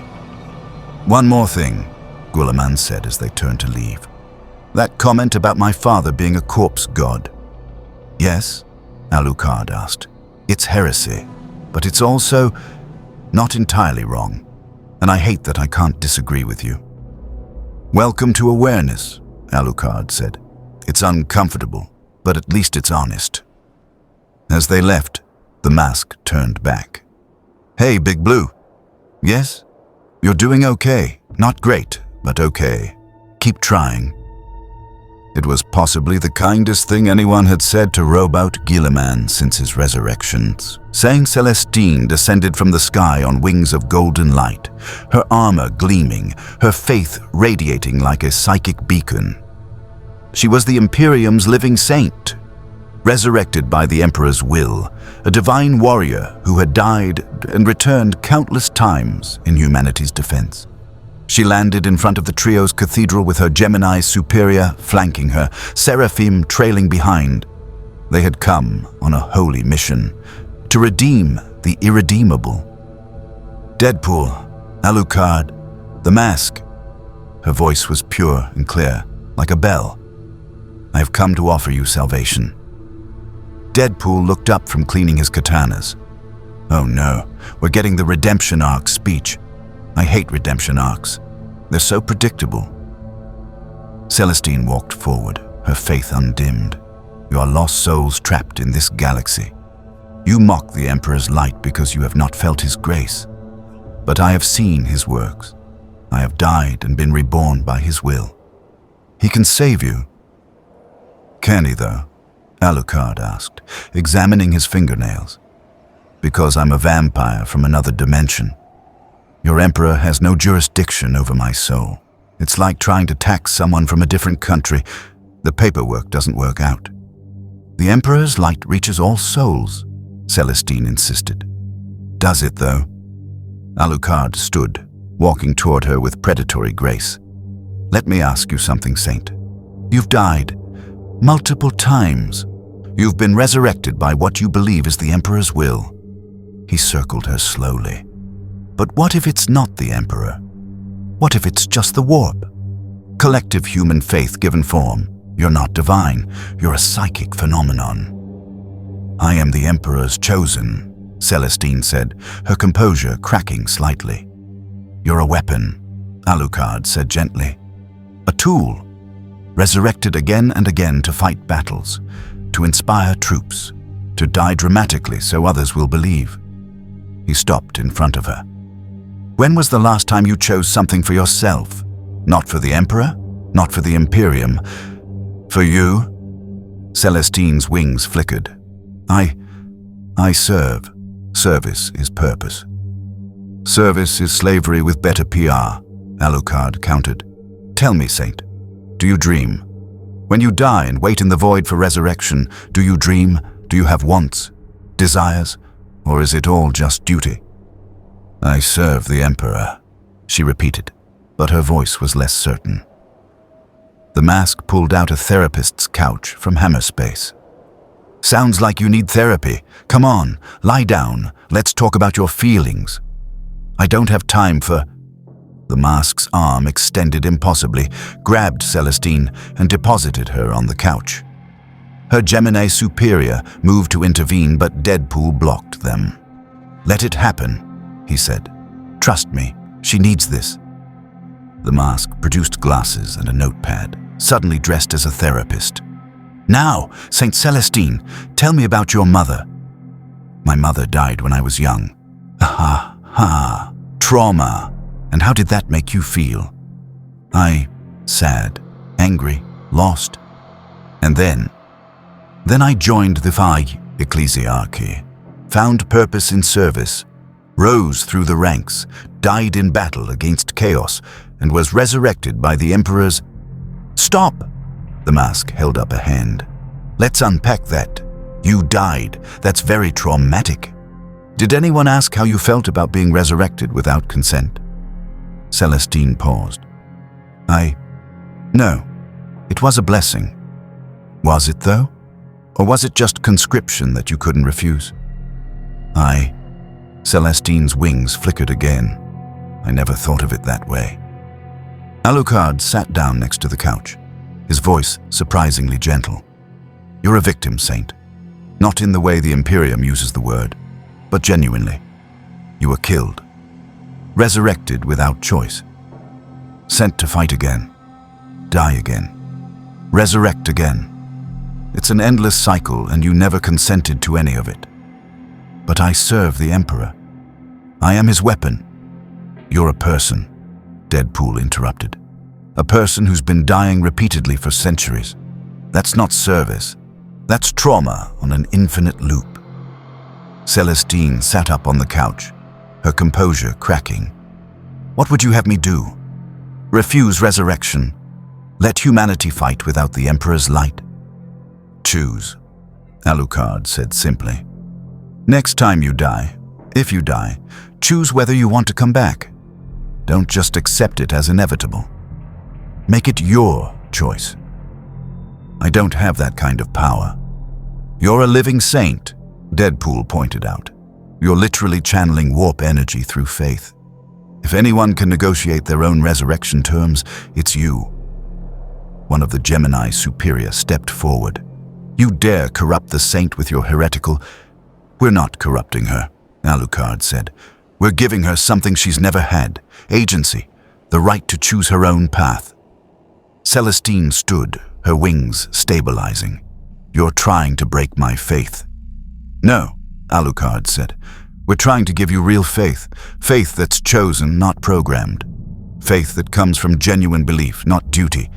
There's a difference. And if I choose to continue serving the Emperor, then that's your choice, Deadpool said, and we respect it. But it should be a choice, not an obligation you never questioned. Celestine looked at her hands that had wielded the Emperor's sword through countless battles. I have died 17 times. Each time I wake in the void, cold, alone, waiting for the call to return, and each time I never questioned it. I just came back. Because you were told it was your purpose, Alucard said. Yes, but what if it's not? Celestine's wings dimmed entirely. For a moment, she looked less like a divine warrior and more like a very tired woman. Then what is my purpose?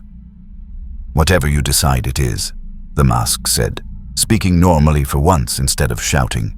You could keep fighting, could retire, could take a vacation, could start a bakery, whatever makes you happy. Saints don't get to be happy, Celestine said quietly. Why not? Deadpool asked. Who made that rule? Your Emperor? Because from what I've seen, he's not exactly available for comment. That's heresy. So is pretty much everything we say, Deadpool admitted. But it's also true. Your Emperor is a corpse on a throne, kept alive by suffering. He's not making decisions. He's not guiding the Imperium.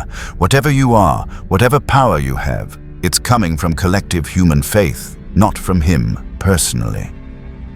Celestine sat back down on the couch, her divine radiance completely gone. She looked human, vulnerable. I don't know who I am without the faith, without the service. It's all I've been for centuries. Then maybe it's time to find out, Alucard suggested. The mask produced tissues. It's okay to cry. Therapy is a safe space. I am a living saint. I do not... Celestine's voice broke. Tears started flowing. Her Gemini superior looked at each other, uncertain. They'd never seen their saint cry before. It's been so hard, Celestine said through tears. Dying, fighting, resurrecting, never stopping, never resting. Everyone looking to me for hope, for inspiration. And I'm just so tired.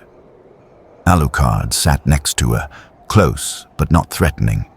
I know, I've existed for 5 centuries. I understand what it means to be trapped in a cycle, to do the same thing over and over because it's all you know. How do you cope? I don't, Alucard admitted. I embrace it. I make violence into art, suffering into entertainment. I've accepted what I am. He paused. But you don't have to do that. You could choose something different. Like what? Like taking a break, Deadpool suggested. When was the last time you had a vacation? Just stopped fighting for a while. I can't. The Imperium needs... The Imperium will survive, Deadpool interrupted. It's survived for 10,000 years. It'll manage without you for a few months. Give yourself permission to rest. Celestine looked at him, genuinely considering it. I wouldn't know what to do with rest. That's exactly why you need it, the mask said gently. To remember what it's like to just be. Not fighting, not serving, just existing. The saint stood, her wings slowly returning, but dimmer than before. More personal, less divine weapon, more personal choice. You haven't redeemed me, she said. No, Alucard agreed. We've traumatized you with self-awareness, much worse. Despite herself, Celestine laughed. It was a strange sound, vulnerable, human, real. I came here to save you. Instead, what have you done to me? Therapy, the mask said proudly. We're very good at it, also very bad at it. Depends on your perspective. I should return to my duties, Celestine said, but there was hesitation in her voice. You should, Alucard agreed. But maybe, consider what we've said. You have choices. You've always had choices. You just never let yourself acknowledge them. Celestine spread her wings, preparing to leave. She paused. Will you 3 ever find what you're looking for? We're not looking for anything, Deadpool said. That's kind of our whole thing.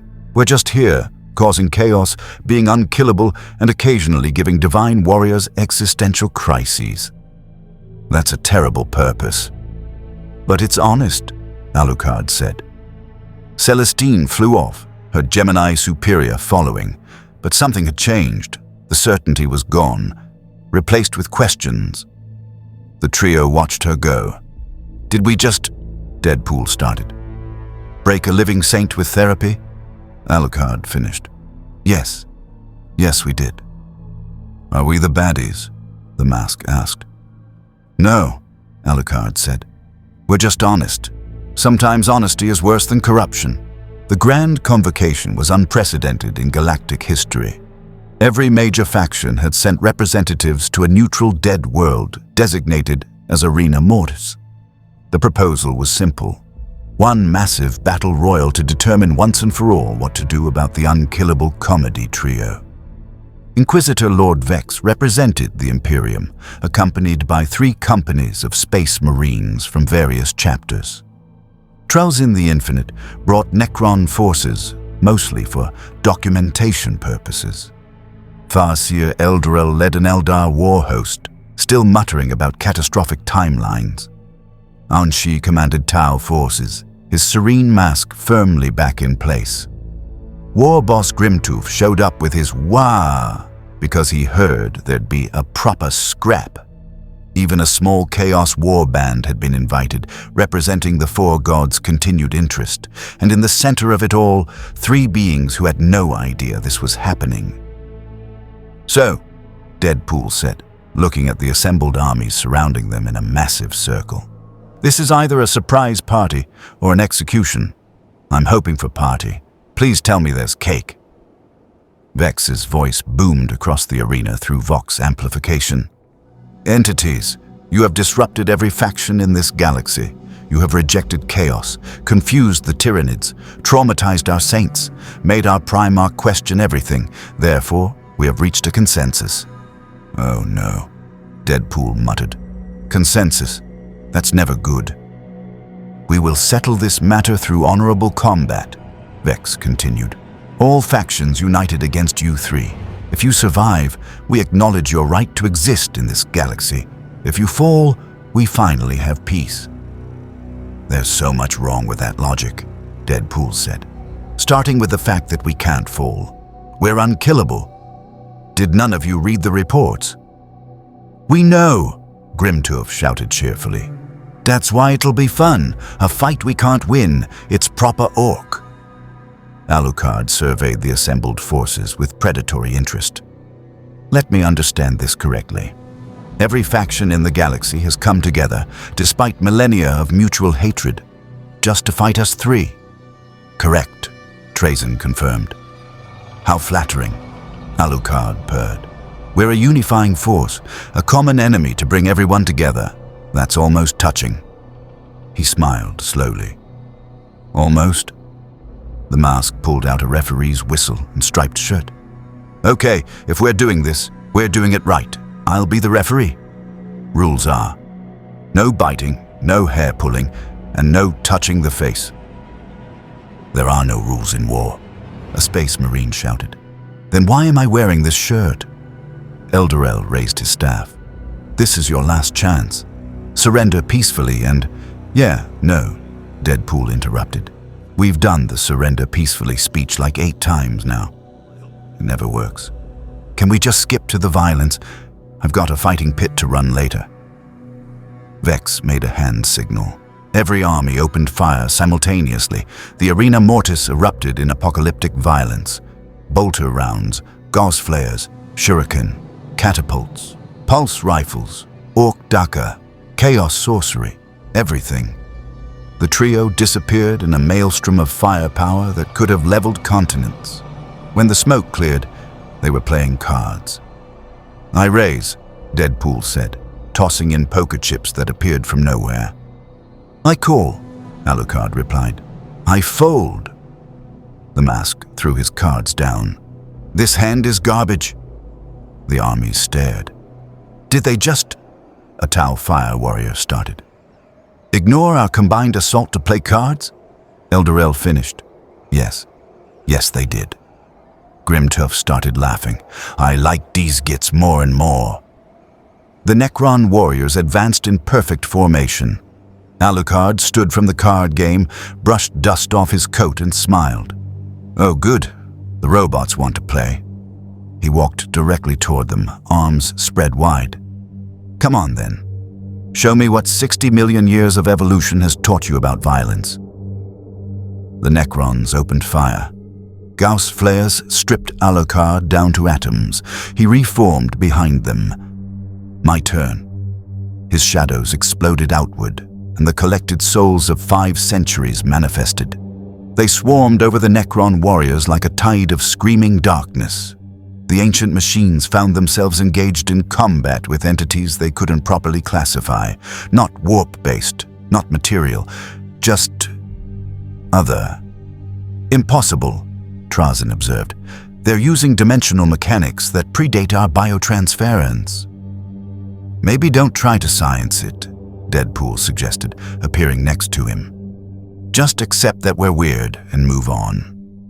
He stabbed Trazyn through the chest with a katana. The Overlord looked down at the blade protruding from his chassis. That will not, Deadpool twisted the blade. Yeah, I know, but it's the principle of the thing. Also, this is payback for trying to collect us. The mask had discovered that if you pulled a Space Marine's helmet off and made funny faces at them, they got deeply confused. He was currently doing this to an entire squad of Ultramarines. BL. He stuck his tongue out, eyes crossed. Try it. It's liberating. One Ultramarine, against all training, made a face back. Brother Marcus, the sergeant shouted, maintain discipline. But Sarge, it is liberating. The Eldar Aspect warriors attacked with supernatural grace. Flowing movements, perfect coordination, every strike calculated through the skein of fate to be unavoidable. Alucard caught a striking scorpion's chainsword between his teeth. He bit down, the chain breaking against his fangs. Tastes like destiny. How disappointingly bland. He grabbed the scorpion and pulled him close, whispering, I've seen your future, little warrior. I've looked into the eyes of your Farseer and seen the timelines he won't share with you. You're doomed. Your species is dying. Every choice you make is just delaying the inevitable.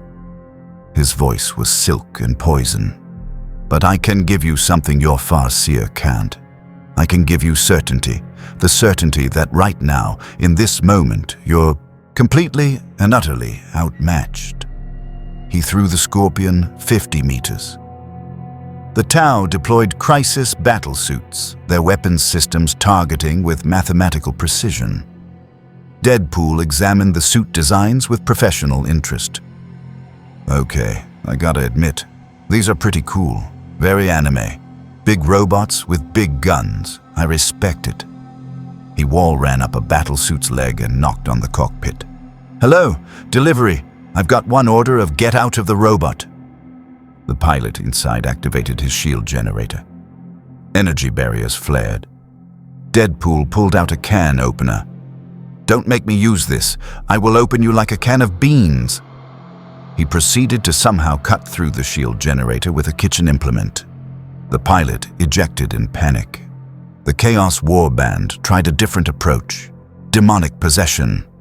A Chaos Sorcerer channeled the warp directly at the mask, attempting to flood his consciousness with demonic entities. The mask's eyes rolled back. His body convulsed. Warp energy crackled around him. Then he burped. A small demon popped out of his mouth like a cartoon hiccup. Excuse me, that was rude. The mask looked at the sorcerer. You can't just possess people without asking. That's very impolite. He pulled out his vacuum cleaner. And you know what happens to rude demons. Not the vacuum, the demon shrieked before being sucked in. That's number 4, the mask announced proudly. I'm starting a collection. Warboss Grimtooth charged forward, chopper raised, his boys roaring behind him. Now this is a proper fight. Deadpool met him halfway. Their blades clashed with a sound like thunder. Grimtooth, Buddy, pal, why are you attacking us? I thought we were friends. We are friends. Grimtooth laughed, swinging his chopper in a wide arc. That's why I'm enjoying this so much. A good scrap with gits who can take it. That's actually really wholesome in a violent sort of way. Deadpool parried and riposted. Okay, if we're doing this, let's do it right. They fought with genuine joy. Two warriors who understood that violence could be entertainment. Around them, the orcs started cheering, treating it like a sporting event. 10 teeth on the Humi, 20 on the boss. I'll take that bet. The battle had devolved into chaos. Not the chaos of the ruinous powers, but genuine, unorganized chaos. Factions were fighting each other as much as they were fighting the trio. The Eldar and Necrons had old grudges to settle. The Imperium and Chaos were mortal enemies. The Tau were trying to maintain order and failing. The Orcs were having the time of their lives, and in the center of it all, the trio were putting on a show. Alucard had cornered a group of Chaos Marines. Tell me something, he purred, his coat billowing dramatically. You serve Chaos because you think it offers freedom, power, the ability to be your true self without restraint. He smiled. But you're still slaves, just to different masters. You traded the Emperor's leash for Chaos's corruption. Where's the freedom in that? We are freed from Imperial tyranny, one bellowed. No, you're freed into Chaos tyranny. There's a difference. Alucard released his shadows. Let me show you what real freedom looks like. The freedom to be a monster without gods, without masters, without excuses. The shadows consumed them. The screaming was exquisite. Deadpool had somehow acquired a microphone and was providing color commentary. And Alucard goes for the dramatic murder that's gonna score high with the judges. Meanwhile, the mask is... Oh, is that a hammer? Where did he get a hammer that size? The mask was indeed wielding a hammer approximately the size of a rhino transport. He brought it down in a Necron phalanx. Bonk. They flattened like pancakes, then phased out to repair. Come back, I wasn't done bonking. Inquisitor Lord Vex watched the battle descending into farce from his command position. This is not going according to plan. It never does with them, Trazen shouted over the chaos. His chassis was dented, his optical sensors flickering. I am documenting all of this for my museum. This is the most magnificent disaster I have ever witnessed. Stop having fun and help, Vex demanded. Why? This is entertainment. Farseer Eldarel had given up on prophecy. The future was too confused, too chaotic, too filled with variables that shouldn't exist. He simply sat down and watched. A younger Eldar approached. Farseer, should we continue fighting? What's the point? Eldarel asked tiredly. We can't kill them. We can't stop them. We can only delay the inevitable. Which is? The galaxy getting significantly weirder. Rowboat Guilliman arrived via teleportation, taking in the massive battle with tactical assessment. He'd come to observe, not participate. He needed to understand these three. What he saw was chaos. Pure, unfiltered, almost joyful chaos. Not the chaos of the warp, but the chaos of three beings who refused to take anything seriously. He watched Deadpool teach an orc how to do a backflip while fighting. Watched Alucard make a Necron overlord question the meaning of consciousness. Watched the mask turn a serious battle into a cartoon. Lord Commander, an ultramarine approached. Should we engage? No, Guilliman said quietly. Let them have this. They've earned it. Earned it? They're heretics. They're honest, Guilliman corrected. More honest than anyone in this galaxy has been in 10,000 years. The battle raged for 6 hours. Eventually, exhaustion set in, at least for those capable of exhaustion. The armies began to withdraw, one by one, until only the orcs remained, and even they were getting tired. Grimtooth approached the trio, his armor dented, his chopper chipped. That was the best scrap I ever had." "Same," Deadpool said, breathing heavily, more from excitement than exertion. "We should do this again sometime." "Every month," Grimtooth agreed. "We'll make it a tradition, the grand tournament." "I like this, Orc," Alucard said. "He understands the joy of violence." The mask was building a trophy out of scrap metal and discarded weapons. "First place, us. Second place, everyone else. Third place, that guy who tried to eat my vacuum." As the armies departed, defeated, confused, or in the Orc's case, deeply satisfied, Inquisitor Lord Vex approached one final time. "You won," he said simply. "Did we, though?" Deadpool asked. "Or did everyone just get tired and leave?" "Does it matter?" "Not really," Alucard admitted. "We were never trying to win. We were just trying to survive and have fun. Mostly the fun part." Vex shook his head. "The Imperium will continue monitoring you." "We know," Deadpool said. "And we'll continue being a pain in your collectively augmented asses. It's what we do." "Why?" Vex asked. "What's the point of all this?" The mask answered, speaking with unusual sincerity. "Because this galaxy is really, really depressing. And someone needs to remind everyone that life, or undeath, or cartoon existence can still be fun. Even here. Even now." Vex considered this. "That's actually not the worst answer I've heard." "Right," Deadpool said. "We're like therapy. Violent, inappropriate, deeply confusing therapy."